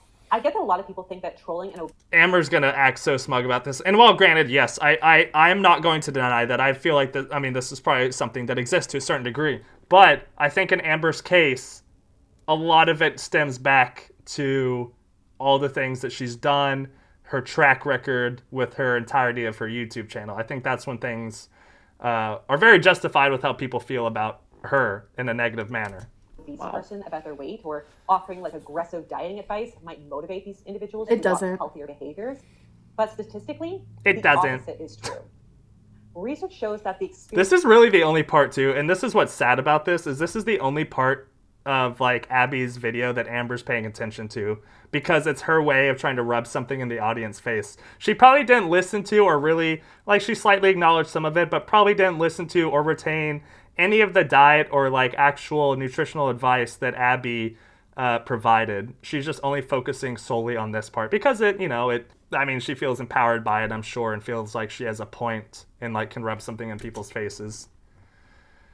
It justifies her argument. Experience of weight stigma reduces exercise frequency and increases binge eating, unhealthy weight control behaviors, and binge eating disorder. I have talked about this before, and I have said before that tough love does not work on me. If you're nothing works on you, dude. Not even having the C word worked on you. Supportive and you're positive and you're uplifting, that is the type of energy that I thrive on. And even when the babies are out there lifting you up, girl, you still don't care or do anything or change. You're still freaking rude and mean to everybody, and you don't change anything that you freaking do. So, like, that doesn't matter. Mean to you, nice to you, like, patting your butt, like, it doesn't change anything. As a person, in any sort of way. And every time I sit here and I'm like, okay, I'm a YouTuber, let's look at the comments. That's important. I get this overwhelming sense to binge. Oh, you hear that, guys? It's your fault. You guys leaving mean comments about Amber, that's why she binges. It's your fault. Oh, it all makes sense now. It happens a lot. And this all makes sense. I have shared this before, and people always just say, stop blaming us. Stop blaming us. I mean, that's just a way the shoe fits to invalidate true psychological damage that you guys are doing to me. And I know a lot of people can also say, get off of YouTube. Get off of YouTube. Why are you here then if it bothers you so bad? Yeah, well, but I mean, we know she needs money and this is a job that she's super passionate about. Yep. I feel like we need to focus on taking out the bad vibe people, taking out the bullying, instead of taking out the YouTuber who's literally just Was it tear down the hate but build up the love or whatever stupid thing she said? I mean, she's still saying this today. So, I mean, this at least one thing is consistent from this video. Well, minus her bad eating habits. Something that they're passionate about. And the fact that she still hasn't lost weight, those are all consistent things. In fact, one study on more than 2,400 overweight and obese women reported that 79% of participants coped with weight stigma by eating more food, and 75% of participants coped by refusing to change their diet. Yeah. In addition, weight stigma can also cause psychological stress, which can increase the risk of depression, low self-esteem, and body dissatisfaction. Well, I mean, so unfortunately too, like this isn't only prevalent in like obese people. Like and it sucks too. Like I do agree with these studies, and I think there's a lot of worth in them, right? Like this is a tough thing, and it's unfortunately how our society is. But like with the prevalence of like these stupid people on TikTok, all these stupid trends, like how social media views like the perfect body needs to look like. It's not helpful for anyone. You got idiots like the Liver King, right? Who looks the way he does and he's trying to sell his stupid products to you to make you think you're going to look like him, do what he does. But also you have to take, like $20,000 worth of steroids on top of it.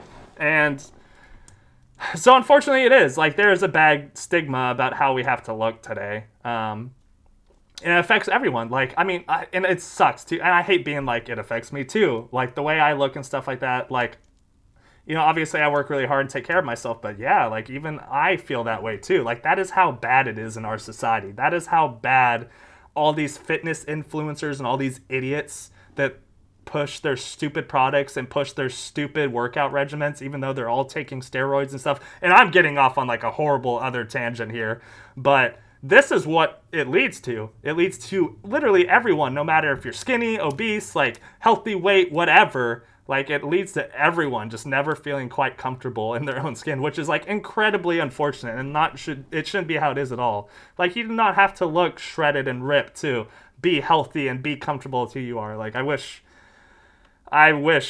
we could, it would get away from that, but as long as social media is as prevalent as it is, I don't think we ever will, unfortunately, as a society. Which sounds very pessimistic, but just know, from me to you, you should be happy with how you look and who you are. Now, that doesn't mean you can never train harder, get stronger, have a healthier heart, push yourself harder, and do better in your overall life. Like, that doesn't mean that, like, you should still strive to be better, do better. But you shouldn't let these stupid Instagram influencers make you feel bad about yourself. Tangent over. So you can see how this experience may actually perpetuate some of these unhealthy, destructive behaviors. So are internet trolls the reason for Amberlynn's extreme weight gain? She's going to say yes. I'm going to answer this. I'm going to answer this before she... Oh, okay. So we have to hear your stupid perspective If there's first. anything. I don't know what she's gonna say. I was 420 pounds at the age of 16, and I didn't really have like social media. You know, I had a MySpace, and people were super sweet to me on there. So I am not this weight because of haters. I'm strictly this weight because of me. But There we go. I don't know if I'd be this big if it wasn't for YouTube. Oh, okay. I know that I would still be fat for sure, but you know what? I really don't know. I mean, I guess I have my opinion on that, but I guess we can't really say for sure. No one knows for sure, right? We all feel like we know, right? Right? But I guess we really don't. Started her journey online? Well, according to the research, and simply by looking at the comment section of even just one of her videos, I would say that this is a real possibility. Oh. And considering that Amberlynn's weight gain and mukbang... But potentially too, I mean, this is where the other part is, where Abbey doesn't really know everything about Amber that we do, right? Behavior has become so ingrained in her online identity, she might feel that it's understandably a really difficult pattern to break. Now, while my... And also too, I mean, there's always too the idea that Amber is scared to get below a certain weight because she knows she might not be as relevant on YouTube as she already is. But that's deteriorated a lot over the years, regardless of what her weight is, you know? So it's iffy on that as well. I'm not too sure where I settle on that fence either. You know what I mean? Own personal and professional experiences see mukbangs as often really problematic. I'm also totally open to the possibility that they may play a therapeutic role for Amberlynn. Mm-hmm. In one of her videos, Amberlynn mentions that eating in front of the camera just actually increases her awareness around what she's eating and allows her to eat. I just don't think it actually does. Very more mindful pace compared to how she might eat off camera, which is usually in front of the television. This is another example of like, I wish I could show you. Which I can, but I don't want people to like be like, oh, she's only doing it for the money or for the views or whatever. But she literally just talked about filming herself binge, so I think we're past that. But when I eat by myself, I eat so fast. She eats fast almost on like camera. 1 minute I have a whole plate, and next minute I'm like, did I just take my last bite? Like, what in the world? Mukbangs slow me down, and I'm more aware of what I'm doing. Because of this, Yeah, but again, that's just one meal. And you did not get the weight that she's at from just one meal. You know what I mean? States that she actually often ends up eating less on camera compared to when she's eating. Now, I think for that meal, sure, maybe that helps. Maybe, I'm not sure. But again, like I said, this is just one meal out of however many she eats in one day. Watching. Yeah. And there's a few reasons why this might be. For one, so this is a little bit of a straw man argument. Of accountability with her weight loss goals. Yeah. Now, accountability is an important element in a lot of weight loss programs and also in eating disorder recovery plans in an effort to maintain some structure around food and normal eating behaviors. In the context of disordered eating behaviors, which is what I would characterize some of the mukbang binging to simulate, the feeling of being watched by followers on YouTube is kind of similar to what might happen in real eating disorder recovery programs where meals are supervised by a member of your treatment team. Like, yeah, I don't binge in front of people. That is something I do not do. And well, and I think that's true, right? I remember her talking about this. I think she still talks about that. So the only I don't know. person Could be wrong. who has seen me binge is always the person I'm in a relationship. And even then, it's like very like humiliating. But I have never binged in front of a friend. I've never binged in front of a family member or just someone I know. It's never, ever, ever happened. So it's like, why would I do it on camera, you know? We also know that most eating disorder behaviors happen in private. So it is statistically unlikely that she would invite us, the viewer, to witness an extreme binging episode. Now, the other potential benefit of the mukbang format, even though she just talked about potentially filming her binging to Amberlynn show us what it's like, suggests that eating for the camera encourages her to eat more mindfully and slowly, both of which are healthy eating practices. So research suggests that eating slowly without distractions allows your body more time to release satiety hormones. In contrast, eating while distracted, like watching TV or on your phone, can lead to faster eating and eating past the point of fullness. In fact, one study found that TV watching while eating increased food intake by up to 71%. I'm always Research watching has something. also shown that mindfulness can be a useful tool to reduce emotional eating and the frequency of binge eating episodes, both of which Amberlynn claims she struggles with. So one study found that obese women doing mindfulness exercises decreased their binge eating episodes from 4 times a week to 1 to 2 times a week. That is powerful stuff. So I can't say that mukbangs are a hindrance to Amberlynn's weight loss efforts. And it's very possible that the blatant weight stigma and trolling in the comment sections of these videos play a larger role. Yeah. I just hate blaming anyone other than myself, I guess. That's not true. She's spent years blaming other people. Oh, really? Okay. But yeah, mukbangs are not what causes me to gain weight, because like I've said before, I never purposely go out of my way to eat a huge portion of food for a mukbang ever. But is an online troll really the only cause? Again, we literally just talked about how eating on camera can be problematic too, for like psychologically, right? Such a dramatic shift in weight over time. So I want to talk about some of the other potential contributing factors to Amberlynn's public weight gain. According to Amberlynn, she's been classified as overweight for as long as she can remember, and was just 11 years old when she first went on a diet. Yes. So since then, she says that weight loss is kind of on her mind 24/7. It is. And she really doesn't know what life is like Well, it certainly hasn't changed anything. without worrying about her weight. Nope. She even has a video where she lists 100 reasons why she wants to lose weight. Well, and I did a video on that one, like 50 of them were repeated. Which includes things like reducing her risk of disease, as well as engaging in seemingly... But it's one of those things too, right, where she can acknowledge it and she understands, right, like that she needs to do it, but she doesn't want to put in the effort to do it, right? She likes the idea of weight loss, hence why we get all the stupid bullet journals that we have now and like all the stupid trackers about her weight and like buying new scales and stuff all the time, like trying new diets, like whatever. She likes the idea of losing weight, but doesn't like the idea of actually having to put in effort and put in the work, you know what I mean?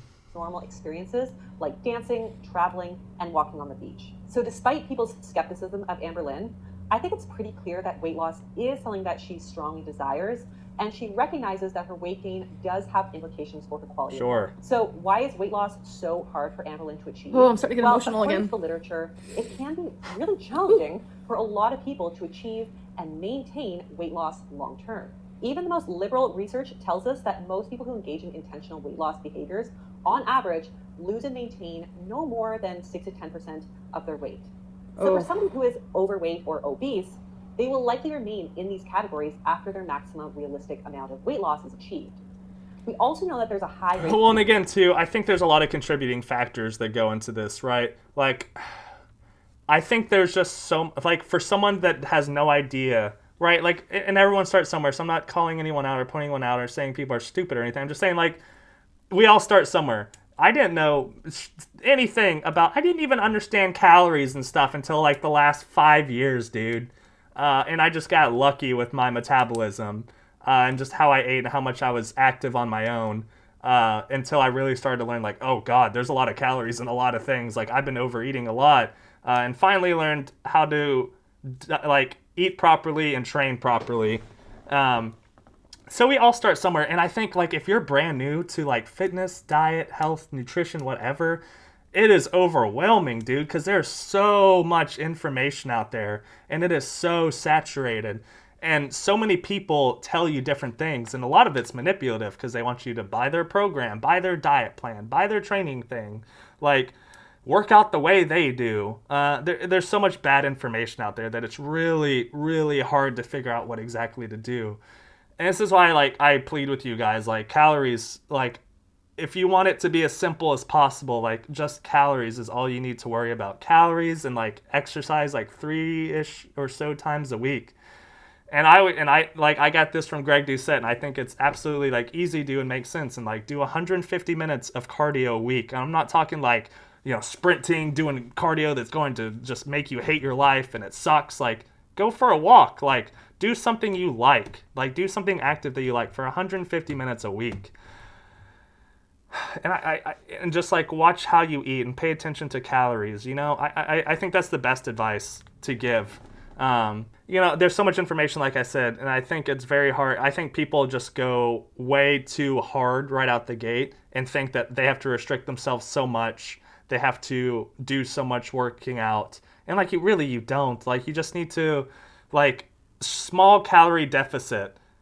Like, that's it. You don't need to do, like, 1,000 calorie deficit, like, eat 1,200 calories a day. Like, whatever your base calories are, and you just eat, like, 100 or 200 calories under that, and you can do that consistently, you find a way to do it easy on top of, like, maintaining regular weight training and cardio, you're going to lose weight over time. It's going to take time, People want that instant gratification, but it's not. If you want to do it properly and you want to do it for a long period of time and not slip up and like lose really fast and then yo-yo diet back, if you want to be consistent and like longevity is weight loss, like you just got to do small increments at a time. And over time, it'll work. You just have to be patient, keep at it, stay on top of it. And that's the name of the game. You got to find training you like doing, cardio you like doing, and a diet that you can actually keep for a long period of time. Over-restricting is like what I think everyone's biggest mistake is. It is inevitably going to lead to failure. Like, I'm pretty disciplined, but when I go into like my very restricted dieting for bodybuilding and it's only like a month that I have to do it, it is like the worst month of my life. And obviously I don't stay that body weight that I'm on stage because it is horrible to maintain. What I'm saying is just don't overcomplicate it. Ugh, I hate hearing stuff like this because that's honestly reality. Is a lot of people gain their weight back. As you guys know, I was down almost 100 pounds just recently. Ugh. Because she was too restrictive, right? That's it. I'm trying my hardest not to be emotional, but I'm emotional lately. All the time. She has a crying tracker, for goodness sake. But I've gained about 40% of that back, and maybe 50%, to be honest. That's hard to wrap my head around. And it's like all these people I used to be really inspired by a few years ago, like Instagram weight loss people, they've now gained their weight back too. Not all of it, obviously, but it's like losing weight is so hard, but maintaining it is even harder.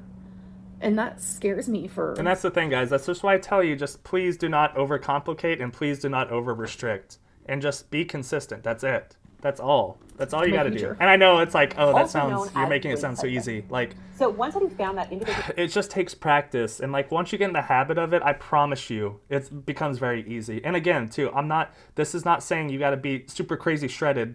Like, this is just losing a little bit of weight over a long period of time and just slowly getting better and better. That's it. Individuals typically regain 30 to 35% of their weight a year later, and will often regain most of the weight or more within 5 years. This may be one reason why Amberlynn regained the weight that she lost, those 89 pounds, and continues to gain more. The 89 lbs. It's possible to sustain long-term weight loss. You can find tons of examples of people who do it every day, and I do believe absolutely that it can be done. However, the data tells us that maintaining significant weight loss for over 5 years is more of an exception rather than the rule. With that said, obesity is a complex issue and cannot simply be resolved by eating less and exercising more. If it were that simple, we probably wouldn't be seeing Amberlynn going on a diet after a diet to lose weight only to regain it back. Oh, yeah, like all the comments in my comment section, like when they say, all you have to do is eat less and exercise. It's not that hard. I'm just like, I mean, that's kind of it. Like, you've never experienced being in my shoes. She's an anomaly. We got it. She's unique. Psychologically, what's going on? Yeah, I got it. Like, I got it. The psychological degree aspect of it, sure, right? But again, too, I think that's just very much on the person, right? And your willingness. And I can't speak on it. I don't go through these things, right? To me, it's just she accepts it. This is her life. She can't do anything about it. To me, that's what this is. That's what she tells herself. Just don't know. Obviously, you've never felt the way that I do. Because it's really not that easy to just... Because she's just like, oh, I can't do it because of X. Choose an apple over a Snickers bar. And I always use that example because... Well, you can choose like a protein bar over a Snickers bar. Lower calories and better better macros than a damn Snickers bar. Snickers isn't even that good, guys. Come on. Stop! You violated the law. Choosing an apple over a Snickers bar is what I need to do 8 times out of 10, but it's what I don't do, you know? So putting oneself on really restrictive diets in an effort to lose weight often sets one up for a future binge.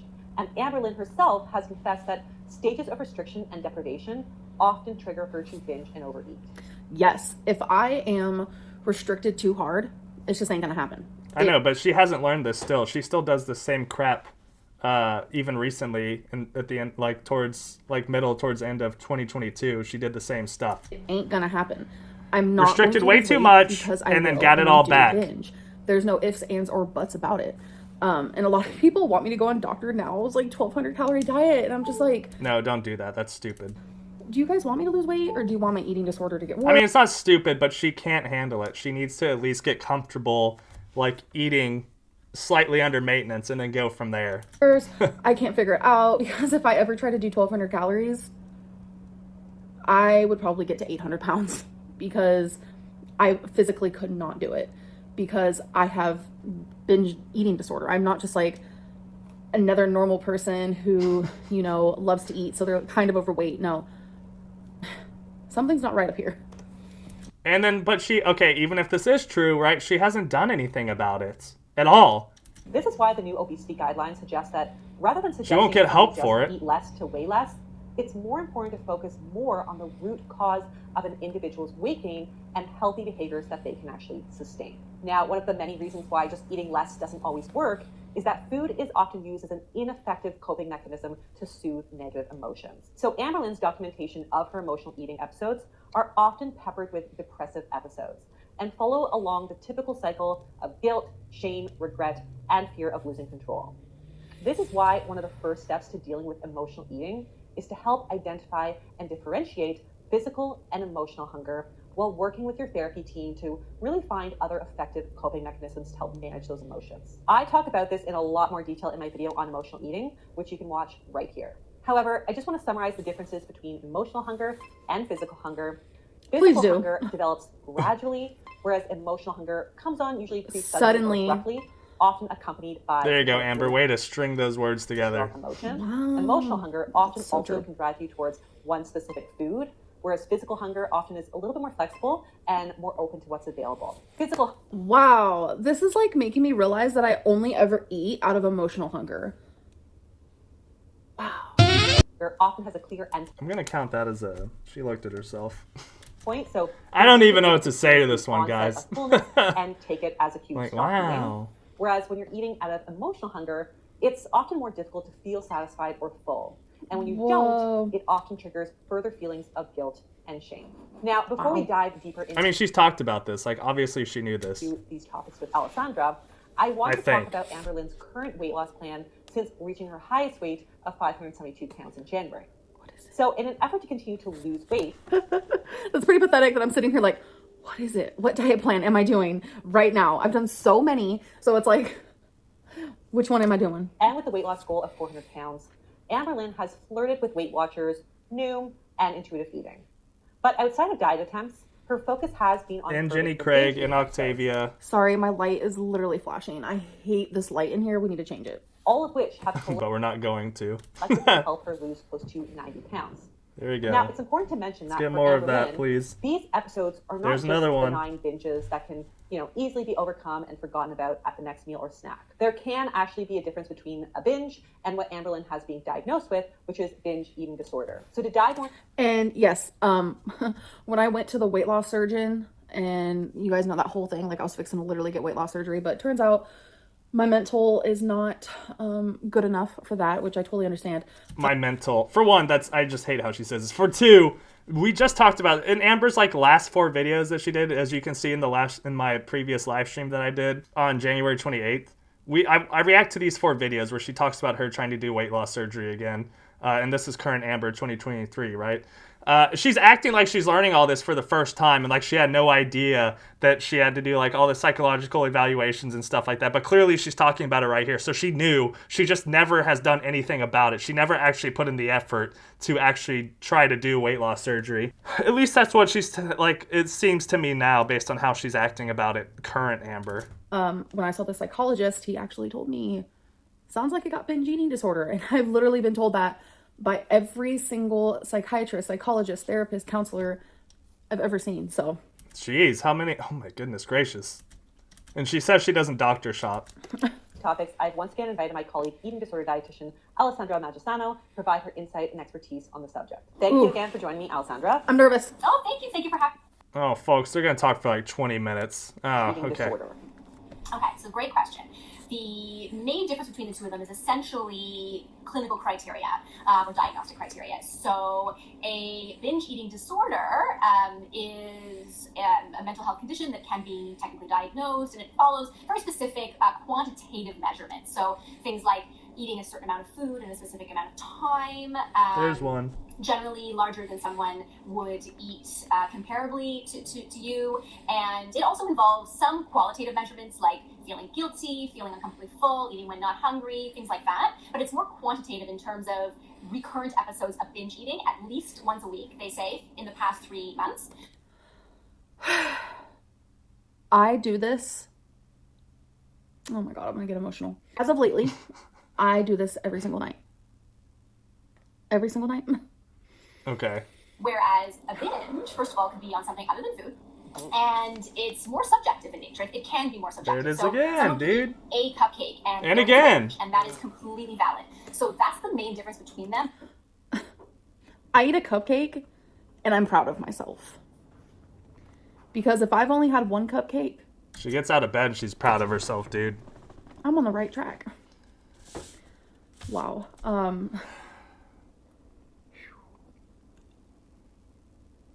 Wow. I'm really messed up. I really, truly am. Okay, come on. Very similar. Really almost identical. The only difference is one kind of is clinical and checks off boxes, and the other one can actually be more subjective and takes into consideration more qualitative components. Amazing. Good to know. And regardless of diagnosis, what are some strategies to help kind of curb overeating and those binge cycles? The main number one strategy for both is meal regulation. So whenever someone is experiencing either overeating cycles or binge eating cycles, it is because of some element of what we call chaotic eating, or eating that either doesn't satisfy enough physically or emotionally or mentally. So we want to look at, it's widely known that binging comes from some element of restriction. That's thankfully now pretty well known. But there's this other component. Which is true, because my binge eating got the worst after living in Virginia, where for a large portion of the time I was eating only like 900 calories because I didn't know anything about nutrition. I didn't know anything about calories. It was all new to me in the sense of knowledge. Although before that, I did diet a lot, but it was always under someone else's supervision. If she was eating 900 calories a day, dude, weight would have been melting off. I was in foster care, whatever. But that was the first time I had to diet on my own and chose what I would eat, etc., etc. So I knew no knowledge. So I was eating like 900 calories a day, and that's how I lost 89 pounds. And I would crazy binge to the point of I was like, wow, I've never ate this much before. And it was so uncontrollable that it scared me a lot of the time. And then I couldn't get a handle on it. And it was just like one day, that was that. And since that point, I went from 331 to 572. And now I'm sitting at 520s. Wow. And it's sad too, dude, right? That she's still that weight, even today. In the depending on how you feel about it, but she says she's in the 520s now. Mental restriction that is less often understood, and that's what I like to focus on with my clients as well, is this idea that your meal regulation is not just about going through the motions of eating enough food quantitatively, but it's also about feeling satisfied and feeling like it's enough, and that you're fueling yourself often. And one of the biggest struggles that I see in my clients is they often ask me, okay, but I'm working on my overeating, but I feel like I'm eating more. You're telling me to eat too much. And that's the biggest struggle, because ultimately it feels like they're eating more when really we're taking away the binging and we're taking away maybe the grazing. And see, that's hard for me too, because it's like when I was doing Jenny Craig, which I haven't talked to you guys about that whole thing, which I need to. Obviously I'm not doing Jenny Craig anymore. You had to eat breakfast. Was it day 4 and Jenny Craig? Was it Jenny bye-bye? Snack, lunch, snack, dinner, snack. And I was like, quote. Oh, this is perfect because I'm eating 6 times a day, but it's like all it ever made me do was think about food. And that was so unhealthy for me because I couldn't stop thinking about food. So it actually made me binge. I don't know. The most important thing is we're taking away the mindless eating that they weren't even aware they were doing. So they don't really count that. But when I'm like, okay, for lunch, have a sandwich and some veggies and hummus and a piece of fruit, they're like, that's a lot of food. That's a lot of food. But it feels like it is because it's mindful, intentional. So that's really the main strategy when we want to curb is meal regulation and satisfaction. Amazing. Great tips. Yeah, that's an interesting point too that I think about it, because with bodybuilding, that's ultimately how it came for me. I was eating multiple meals a day, and they're so close together.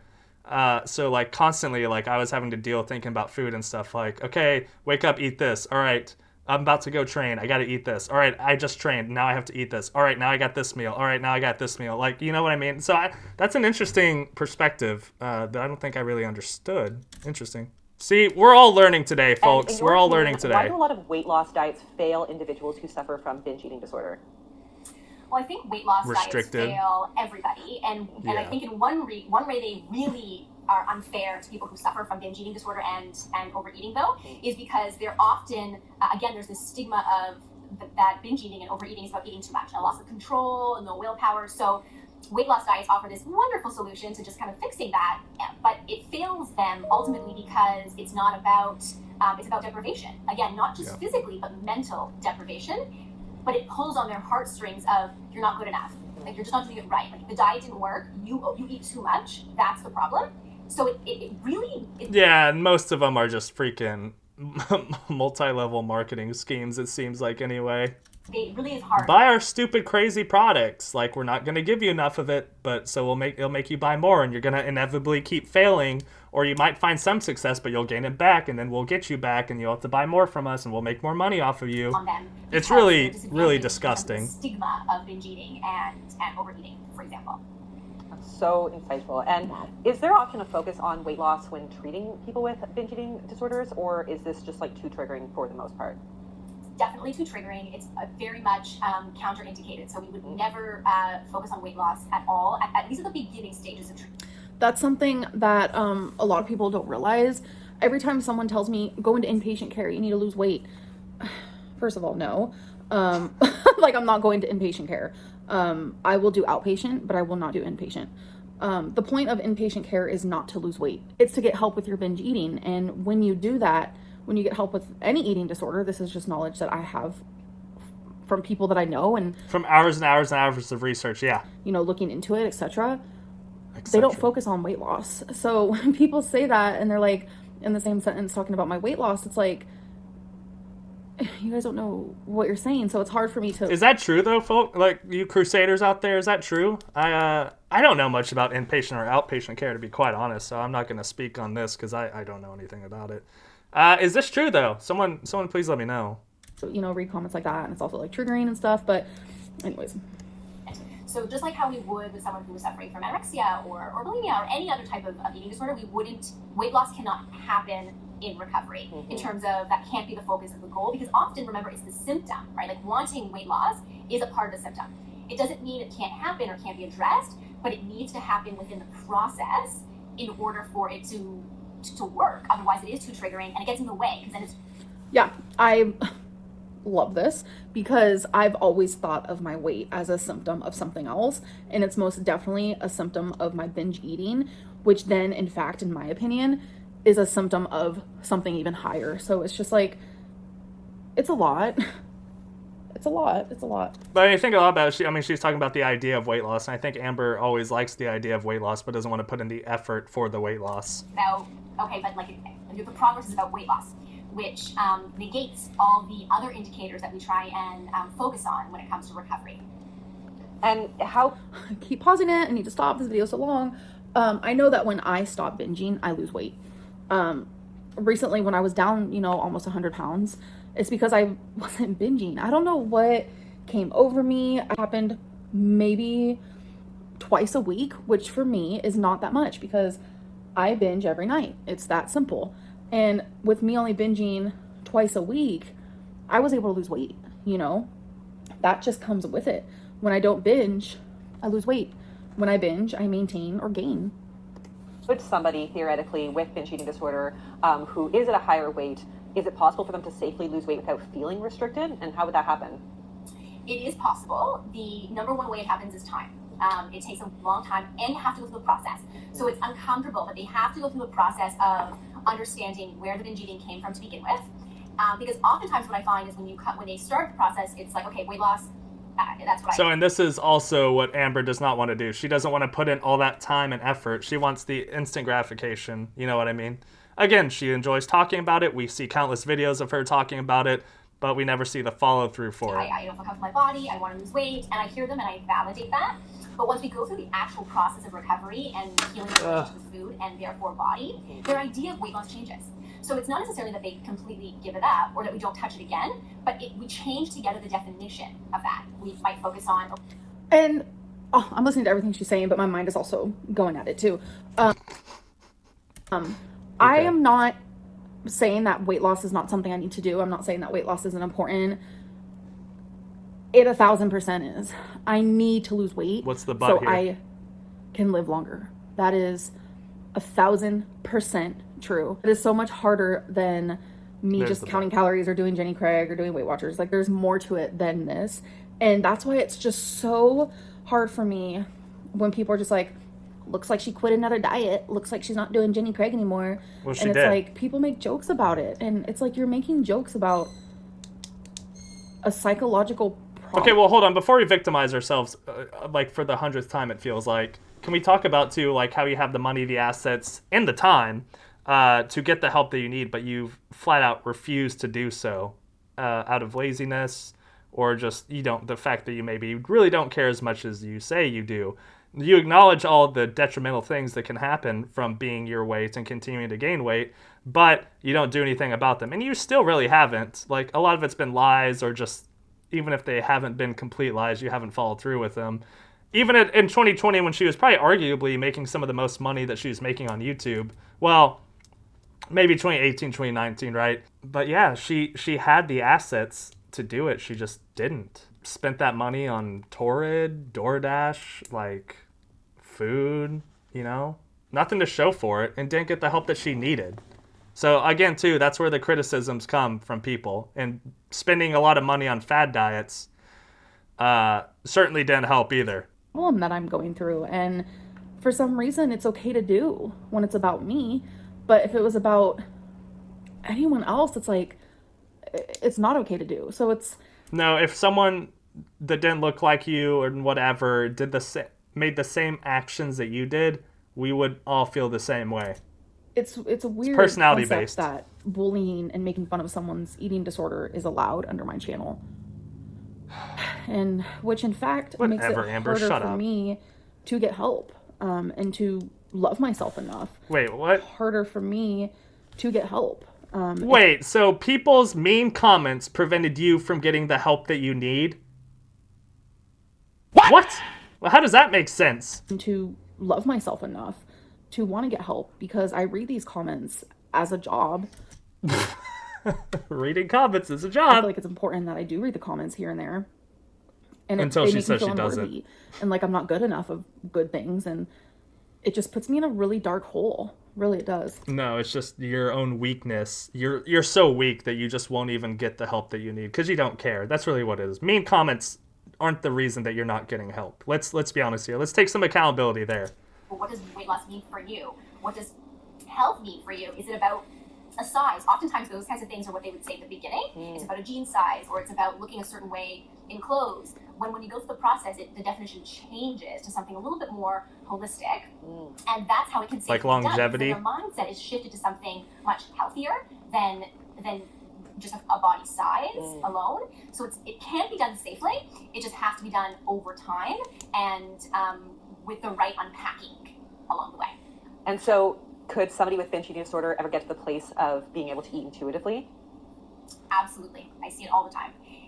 It's one of the most amazing things that can happen from binge eating disorder that is like pretty chaotic. In eating, you can go and eat really, really intuitively. Emotional again, sorry. Time and trust, because ultimately it's a relationship that's broken, and we just have to go. heal it. And once your relationship with your body is healed and you practice, that's the other thing I tell my clients, you got to practice. It's not perfect. You're going to have days where you don't eat intuitively because I just want to be normal.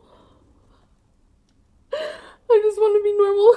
But yeah, you're gonna be in here, and guys, I know I keep saying it because I know some people think I'm mean and bullying her and all these things, but like, there's been no change though, and this is a perfect example of it. She wants these things, and she acknowledges that the things she does is wrong, but she makes zero effort to fix the situation.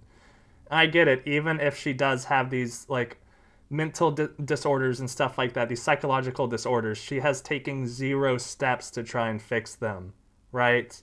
a lot of us struggle with a lot of things. I've told y'all before, I go to therapy very regularly. I go at least twice a month because I have things I want to work for, but I don't sit here and be like, oh my God, I have all these problems. I don't know what to do. Like, no, I identified the problem. I know it's a problem. I understand why it's a problem, and I go and fix it and try to fix it, try to do better.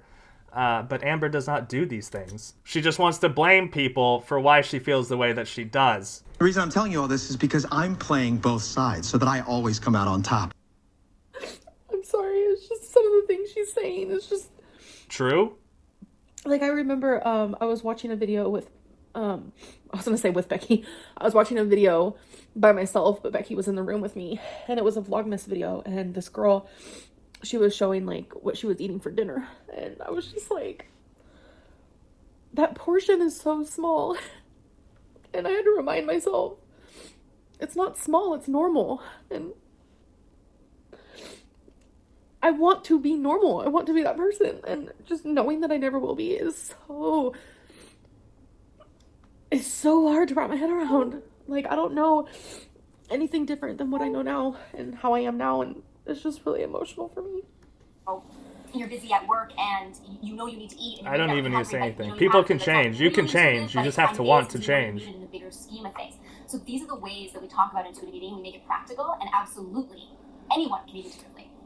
And do you see success with implementing like mindfulness strategies for people who have binge eating disorder? And like, what would be the most effective?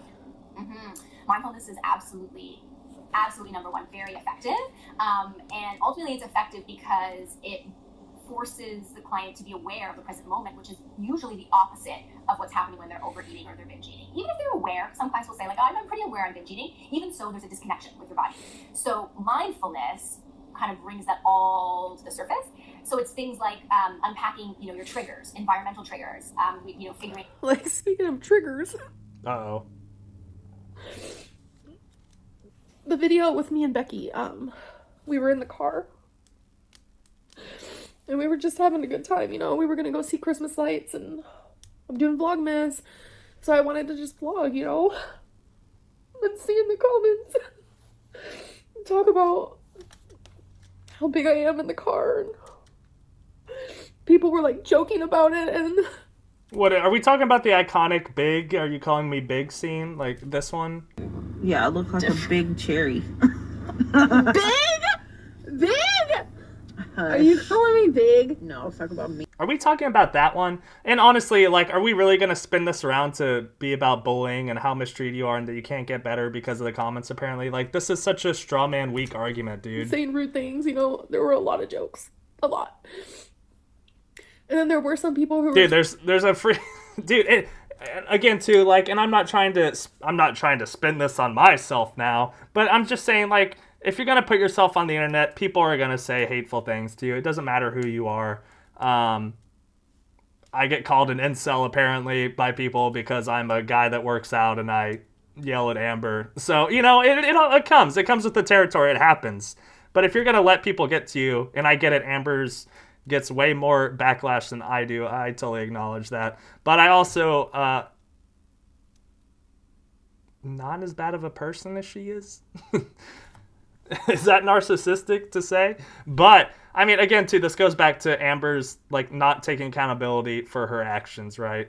And then just blaming others for the way that she is. Just like, wow, Amberlynn, you're so big. I think it's, time for you to get a new car and to get help. You can't even fit, like... Well, yeah, to get help, yeah. It triggered me so bad. But, I mean, sometimes those are people concerned, like, oh my goodness, like, you have gotten big. Like, and that's just a statement. Like, I don't think someone being like, oh my gosh, she's big is like fat phobic or fat phobia. It's probably someone that might be genuinely concerned. It's like, hey, like, this is not healthy or normal. Have you considered getting weight? And again, too, like, text can be misconstrued on the internet, right? Someone saying something genuine can seem like backhanded or mean. I get it, but like, I think there's a lot of people out there that are genuinely concerned that would like to see Amber get better. And I binged afterwards because it's like, oh, okay. Seeing things like that, like, that doesn't help me. That didn't help me at all. It just made me feel worse about myself. I got nothing to say to this that I haven't already said. And I've talked about this before where I'm like, I want to feel good about myself and love myself, because that's the only way that I will change. And I know it seems so like that doesn't make sense, because if you hated yourself, then you would want to lose weight, and if you loved yourself how you are, then you wouldn't. Well, I don't agree with that. But I see it so differently. I think everyone can always be healthier and better. If I love myself, then I would want to lose weight if I feel positive and within myself and all this. But then if I am self-loathing and reading comments like that, it makes me want to numb it, which then in fact makes me emotional eat and binge. And it's just like, here's an idea. You can hide the comments. I get it. Hiding the comments is usually controversial, right? People don't like it, and then people call you out on other ways for hiding comments. But I know that Amber allows them because it gets her that sweet YouTube engagement, gets more reach in the algorithm, all those things like that. So she's not going to hide them for that reason. That was so hard to see, you know? Like, seeing people make fun of my size is so... It's so sad, and it is fatphobic, and I talk about this all the time. And I think, again, I'm going to say it again, because I think a lot of times people aren't making fun of your weight. I think they're just criticizing your poor decisions and your inability to try and help yourself or get the help that you need. People don't want to accept that you are fatphobic, whether it be subconsciously or not. Do we have to reposition things in your kitchen? Do we have to reposition where you sit at the table? Screen time, bowls, portioning. Triggers can literally be anything. Help to bring mindfulness to the surface, as well as tons of journaling. That's true. So that helps. I love a journal. At the beginning, I'll have clients write a ton of notes around meal times. I'm less concerned with their logging of the food and more about the context around it, because that's the mindfulness piece. And so it's very important. That's a good idea. Amazing. Okay, and finally, what are some strategies to help reduce that emotional eating component that may contribute to binge eating, of course, in addition to therapy? Mm-hmm. So like I mentioned, journaling is very, very helpful. But again, it's this idea of just tuning into your body's cues. So I like to use triple kill. Oh my God. Asking them, there's a lot of her looking at herself. Can you listen to your heartbeat, your pulse? How do you know Twinkie back there? Bladder being full? Do you ever question that? They're like, no. And I'm like, okay, well, that's where I want you to get with food. Or you don't question it. Your body gives you a message and you just do it. So that's what we're working towards. And there's little strategies that I work with clients on to work towards that. Things like hunger scales to figure out where am I in terms of hunger before a meal, middle of the meal, after a meal. That really, if I was to do that, like now, how I've been now, it's like before I eat, my normal like body, like physical hunger scale is like 1. But my emotional, let's binge, let's do this, let's get like high off of food, out of 10, it's like 15. Okay. It's all so unhealthy and hard to wrap my head around. And the things that I go through behind the camera, it's a lot. Do I need to say it, Crusaders? I'm not going to say it. And also things like grounding. I'm not going to waste the breath. Very, very effective. You know what I'm probably going to say. Mindfulness stream. I pull from DBT, dialectical behavior therapy modalities, where they talk about using grounding and using your senses as a means to ground and calm anxiety. In DBT, they use it for anxiety. So sometimes I use it when we have urges for binging. So we might kind of together figure out, okay, well, which of the 5 senses do you identify strongest? And if someone says, you know what, I just touch is really important to me, we might think of something that they can use as a touch mechanism to have with them when they are experiencing an urge or when they're coping through something, like fuzzy blankets or like a squishy ball or a fidget I love spinner, a blanket. things like that. And any of the senses and a pillow. These very powerful tactile grounding techniques and strategies. So we create kind of like an urge toolkit using these strategies, so that when people go into situations that are very stressful around food, or even when they're at home dealing with a mealtime, you can go towards this to curb the emotion. Because whenever we got emotion, we just got to ground and get present. And so what about those clients who say, I know I'm hungry, I know I'm full, but what do I do about the times where I'm hungry for the wrong foods? Mm-hmm. Which is me all the time. Question. So my answer to that would be, I think a lot of people struggle with that, though. I struggle with that. Figure out why you think they're wrong foods, right? Because that goes back to the mental restriction then. Yeah. So even though you might say like, okay, I just want the bad foods. The reason you want them is because you think that they're bad. There's a lot of emotion. See, well, no, before Amber starts, so, like, I think this is a fantastic thing to talk about, right? Because, like, we assume a lot of foods are bad. Like, for me, I am a simp for pizza. Oh, dude, I love pizza. I could eat pizza every day, dude. I seriously could. So, like, we as a society, right, pizza is very high calorie, stuff like that. We assume this is a bad food, right? But like, you can make these foods that you like in healthy ways, right? So like, that's why I said, like, I've talked about before how I make my own pizzas. So I still fight that I curb that craving. You know what I mean? I can eat a ton of like the way I make my pizza for significantly less calories than if I would have ordered pizza, and then I save money in the process too. So like, for me, it comes back to, I'm interested to see her perspective on this, but for me, I think you just have to find better ways to make the foods those bad foods that you really enjoy and really crave. So like, I disagree with that. In the sense of like, okay, say Why? right now, I'm craving a McDonald's cheeseburger with just onion because I'm not really into the sauce. I am craving their 20-piece nugget where I just eat the outside of it because I'm not really into the innards. I want a large Sprite. The actual protein? Okay. I want like 2 hot fudge sundaes and definitely a large fry. Those are bad foods. I do look at food. No food is bad in moderation. That's what I'll say. Now, if she ate all those things right now, I think that's a bad choice, and that's a ton of calories. But you can have these foods in moderation. Like pizza, you can have in moderation. McDonald's, you can have in moderation. Just understand, if you eat a lot of these foods, you're gonna get a lot of calories. It might lead to a calorie surplus, and it might lead to weight gain. That's that's bad food, that's good food. And there's like a middle ground as well. But I feel in my heart that it's okay to have a bad food as long as you also have a good food with it. But it's like... Is this like her... This reminds me of 600-Pound Sisters or 1,000-Pound Sisters, whatever, where what's her name is like, if you have a sugar soda and then a diet soda, it cancels out the sugar one. If we ate a sugar, you drink a Diet Coke afterwards and it'll cancel out the sugar. This was what this sounds like to me. I'm not thinking of good food at all. I'll play the clip. Energy that gets charged when we have to think that something's bad.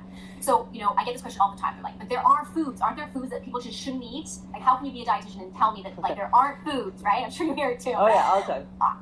Aren't there foods that we just shouldn't eat? And I say, like, of course there is general nutrition. Of course there's foods you should have more often, etc. But the energy that you spend trying to villainize those foods takes away from your decision in that moment to make another choice. So you don't have to choose that food, but you don't have to hate it. Let's just neutralize it.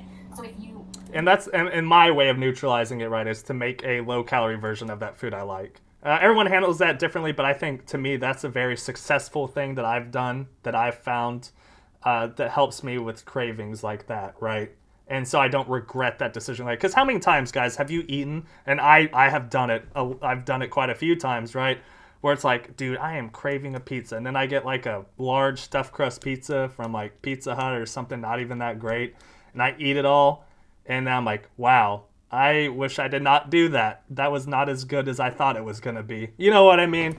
Know when you're hungry, know when you're full, but you just want the bad foods. It's because you're thinking about bad foods. It has too much power, and potentially you're not getting enough food also during the day, right? Like if you're craving somewhere, usually the first thing we look at with cravings is you're not eating enough. I'm not so sure about that either, because It's funny that these women are professionals in their careers and like what they do, and Amber's like, I disagree with these people. And, like, you can disagree, but honestly, like, they've treated tons of patients, and Amber is Amber and has had no success in what she's done and tried.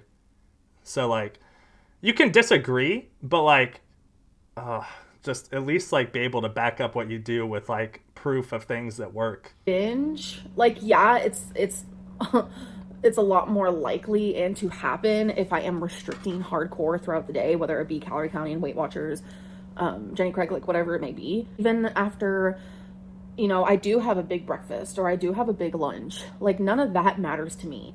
Like when my body's ready for a binge, it's ready for a binge no matter what I ate the day prior. Or not the day prior, but in the day prior to the binge. But when you are... What? So was this just like, why didn't she just say whatever, I can't do anything about it? Was that that?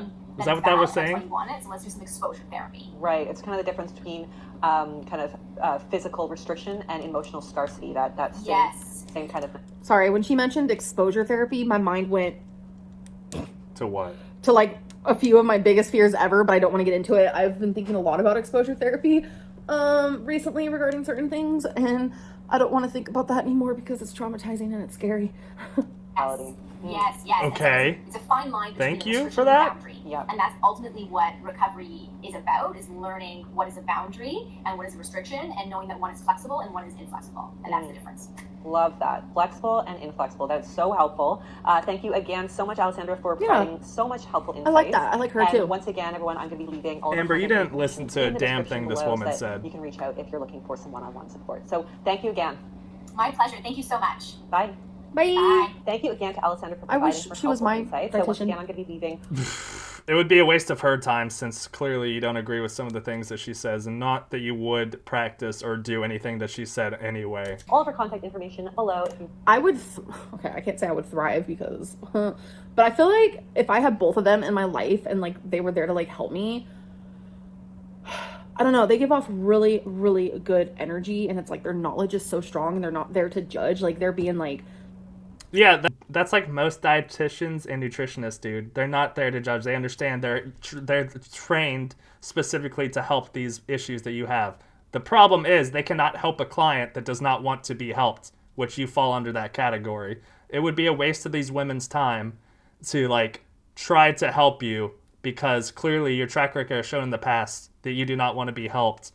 And if the second that you disagree with someone, or the second that you're told you have to work hard, you will probably give up and quit and like not talk to them anymore. We've seen this before. just knowledgeable and caring and kind and compassionate. And I mean, I guess that's what you expect from people who truly are dietitians, because it's like, I'm so used to my comments, and I'm not trying to be victim-lyn, but I'm just so used to like the hate and the backlash I get. I mean, you are being victim-lyn. You've been victim-lyn this entire video. Let's not let's not do this now. This whole weight topic, you know, and even from reaction channels, like they're literally profiting off of my eating disorder while being mad that I'm Shut the fuck up! profiting off of it. It's really weird.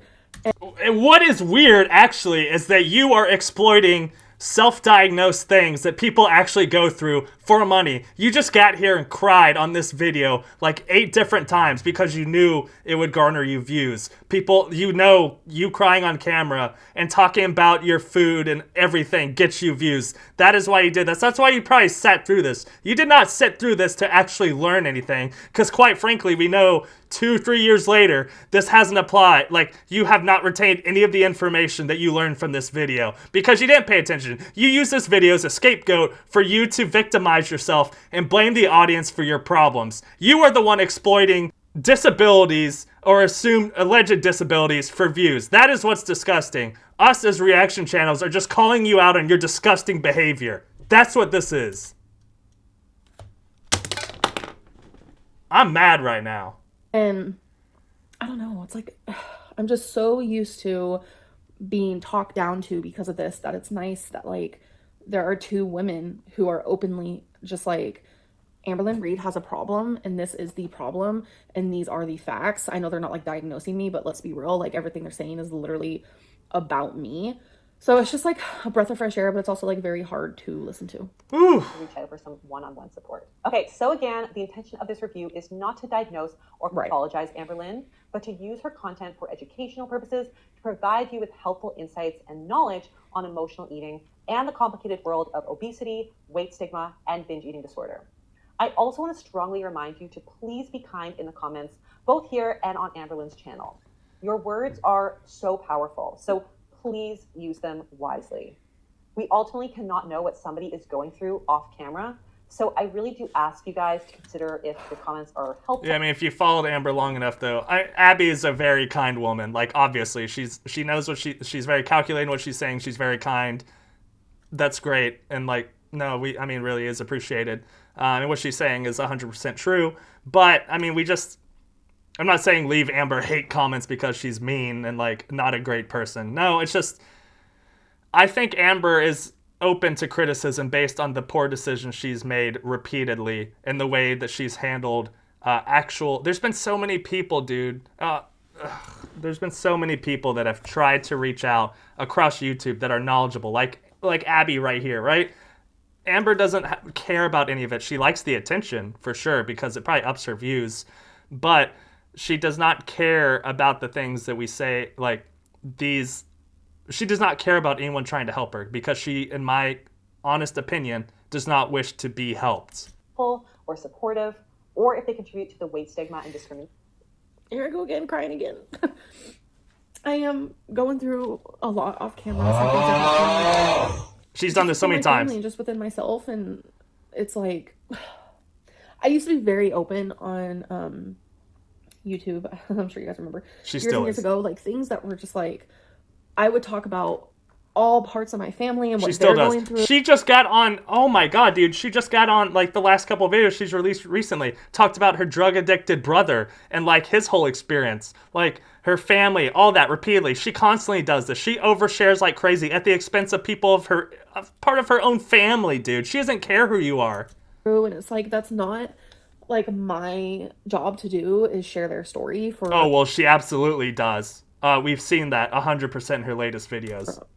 For all these... We've talked so much about people being hypocritical, like Amber's accused so many people being hypocritical, but she's the biggest hypocrite I'm not even exaggerating. She is, quite frankly, probably the biggest hypocrite that I have ever seen in my entire life. I can say that. I'm not exaggerating. That is, like, a genuine, like, feeling. Like, oh my goodness. Also, like, within myself, a lot of the things that I'm going through, it's just, like, I have learned to keep certain aspects of my life private, and Shush. I get a lot of, why do you have anxiety? Why are you sad? You do nothing all day. This is the most obnoxious thing I've ever experienced in my life. That's what I show you guys. Where's the lie? I show you guys as much humor as I can, you know, as much of the good side of my life as I can, and as much shade as you can. And then it's not that great, because I am choosing not to talk about the true life that I have. I'm just not comfortable with it. And Amber, we've so seen I choose to show you the, me and Becky are opening gifts, or watch me clean my vanity. What shampoo and conditioner do I use? You know, I just no longer feel comfortable sharing such personal and deep aspects of my life, is what I'm trying to say. And you really never know. I am so over this video. This is so... I was over like an hour ago, man. This is things that they don't stupid. talk about or share. That people in larger bodies are so often subjected to. And on that note... I didn't hear what she said. Or supportive, or if they contribute to the weight stigma and discrimination that people in larger bodies are so often subjected to. Yep. Yep. Yep. Yep. Yeah. I'm not going to get into that. And on that note, that is all for today's video. If you liked it, be sure to give it the thumbs up. Leave me a comment below with who you'd like to see me review next. Subscribe to the channel, and I will see you next time on Abby's Kitchen. Okay, so I loved this. I thoroughly loved this. No, she didn't. I'm definitely going to be subscribing to her based on the fact that she has. You gotta say the knowledge. YouTube things. Even in this video, I've learned some things, and she didn't retain any of it. Wider and open more than ever, and her taking this video and making it into something more educational than judgy. I don't know, I feel like a lot is like going on up here now. Well, so she does the same thing that most people do. Like, there's some criticisms here, but it's her tone, right? That's ultimately at the end of the day what it is. Like, her tone, Abbey is extremely, like, has great interpersonal skills. She knows how to talk to people. She obviously works with clients that go through these that have these struggles, and she knows how to address them, because obviously if she just got on here and was like yelling at Amber about it, that's not going to help anything. So yeah, obviously she's not going to get on camera and do that. But I think she still shares a lot of the same critiques that most of us do. It was just how she presented the information that's different. And I highly doubt anyone watched this far, and if you did, I am just really curious if you did. So let's say a random word in the comments if you watched this whole thing, because... Oh, there we go. Get the... gets mad about the comments, but is wanting more comments. I have never... told you guys, it's for the YouTube algorithm. The algorithm loves the comments. Uploaded a video this long on YouTube. I hope that it even uploads. The random word I want you guys to say below, since it's Christmas time. Oh my God. And, you know, let's say candy cane. So yeah, if you've watched this far, I'm really curious. Say the word candy cane. This is the saddest attempt at... This is worse than me trying to attempt to do the YouTube things. This is worse than I am. Let's see if you guys enjoy me uploading videos this long. But yeah, it was fun reacting to her, and I hope that you guys did enjoy, and I'll see you in the next video. Bye. Wow. Wow. So I told you this is going to be a long video. Hopefully, we're expecting it to be 2 hours, so we'll see where it actually ends up. Guys, I hope you enjoyed the video. I've wanted to react to this one for a while just because it talks, like I said, about a couple of my favorite topics. And I'm glad we finally got around to it. I hope y'all learned something. That was kind of the point at the end of the day of this, while also to kind of take a look at what Amber did then and kind of what she does now. And it's sad to see that nothing has changed, especially considering the C word and everything, and that really didn't affect how she did anything. That wasn't enough of a wake-up call. And again, too, like, Amber talks all about the bullying and the mean comments, but it's 100% due to the fact that people are sick of how she just has zero ability to take care of herself, that she does not try to get the help that she needs, and then constantly victimizes herself and blames all of her issues on the audience and blames us for everything. So I think that's where people are frustrated about.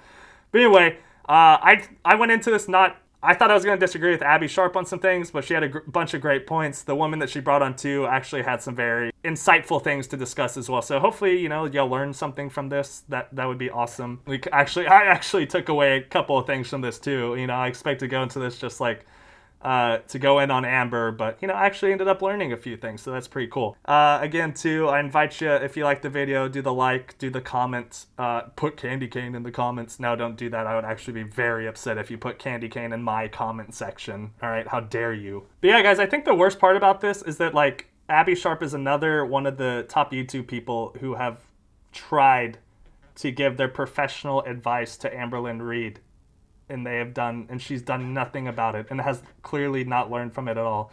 So many people have tried to offer their help, and unfortunately, like, she's just not someone that wants to be helped. And those of us that have been in the Amberverse for a while have seen this and understand this, and unfortunately, it sucks that these people's time were wasted on someone that does not want to be helped. But hopefully to you, the viewers, you take away stuff from this video and actually learn some things from that, because that's at least nice to know. Anyway, guys, that's all I got for y'all today. Hope you enjoyed the video. Y'all stay safe out there. See y'all in the next video. Wait, no, stop the video. We're not done yet. I totally forgot the eye counter. How many times she looked at herself in the camera? How many times did y'all guess? Guys, looking at my tracker, I counted that she looked at herself in the camera, the viewfinder, whatever, approximately 54 times. And that's not counting just when she faced the camera to talk to it, because obviously, like, but watch her eyes and track her eyes, how they constantly shift back and forth while she's talking to see that she did look at herself in the viewfinder.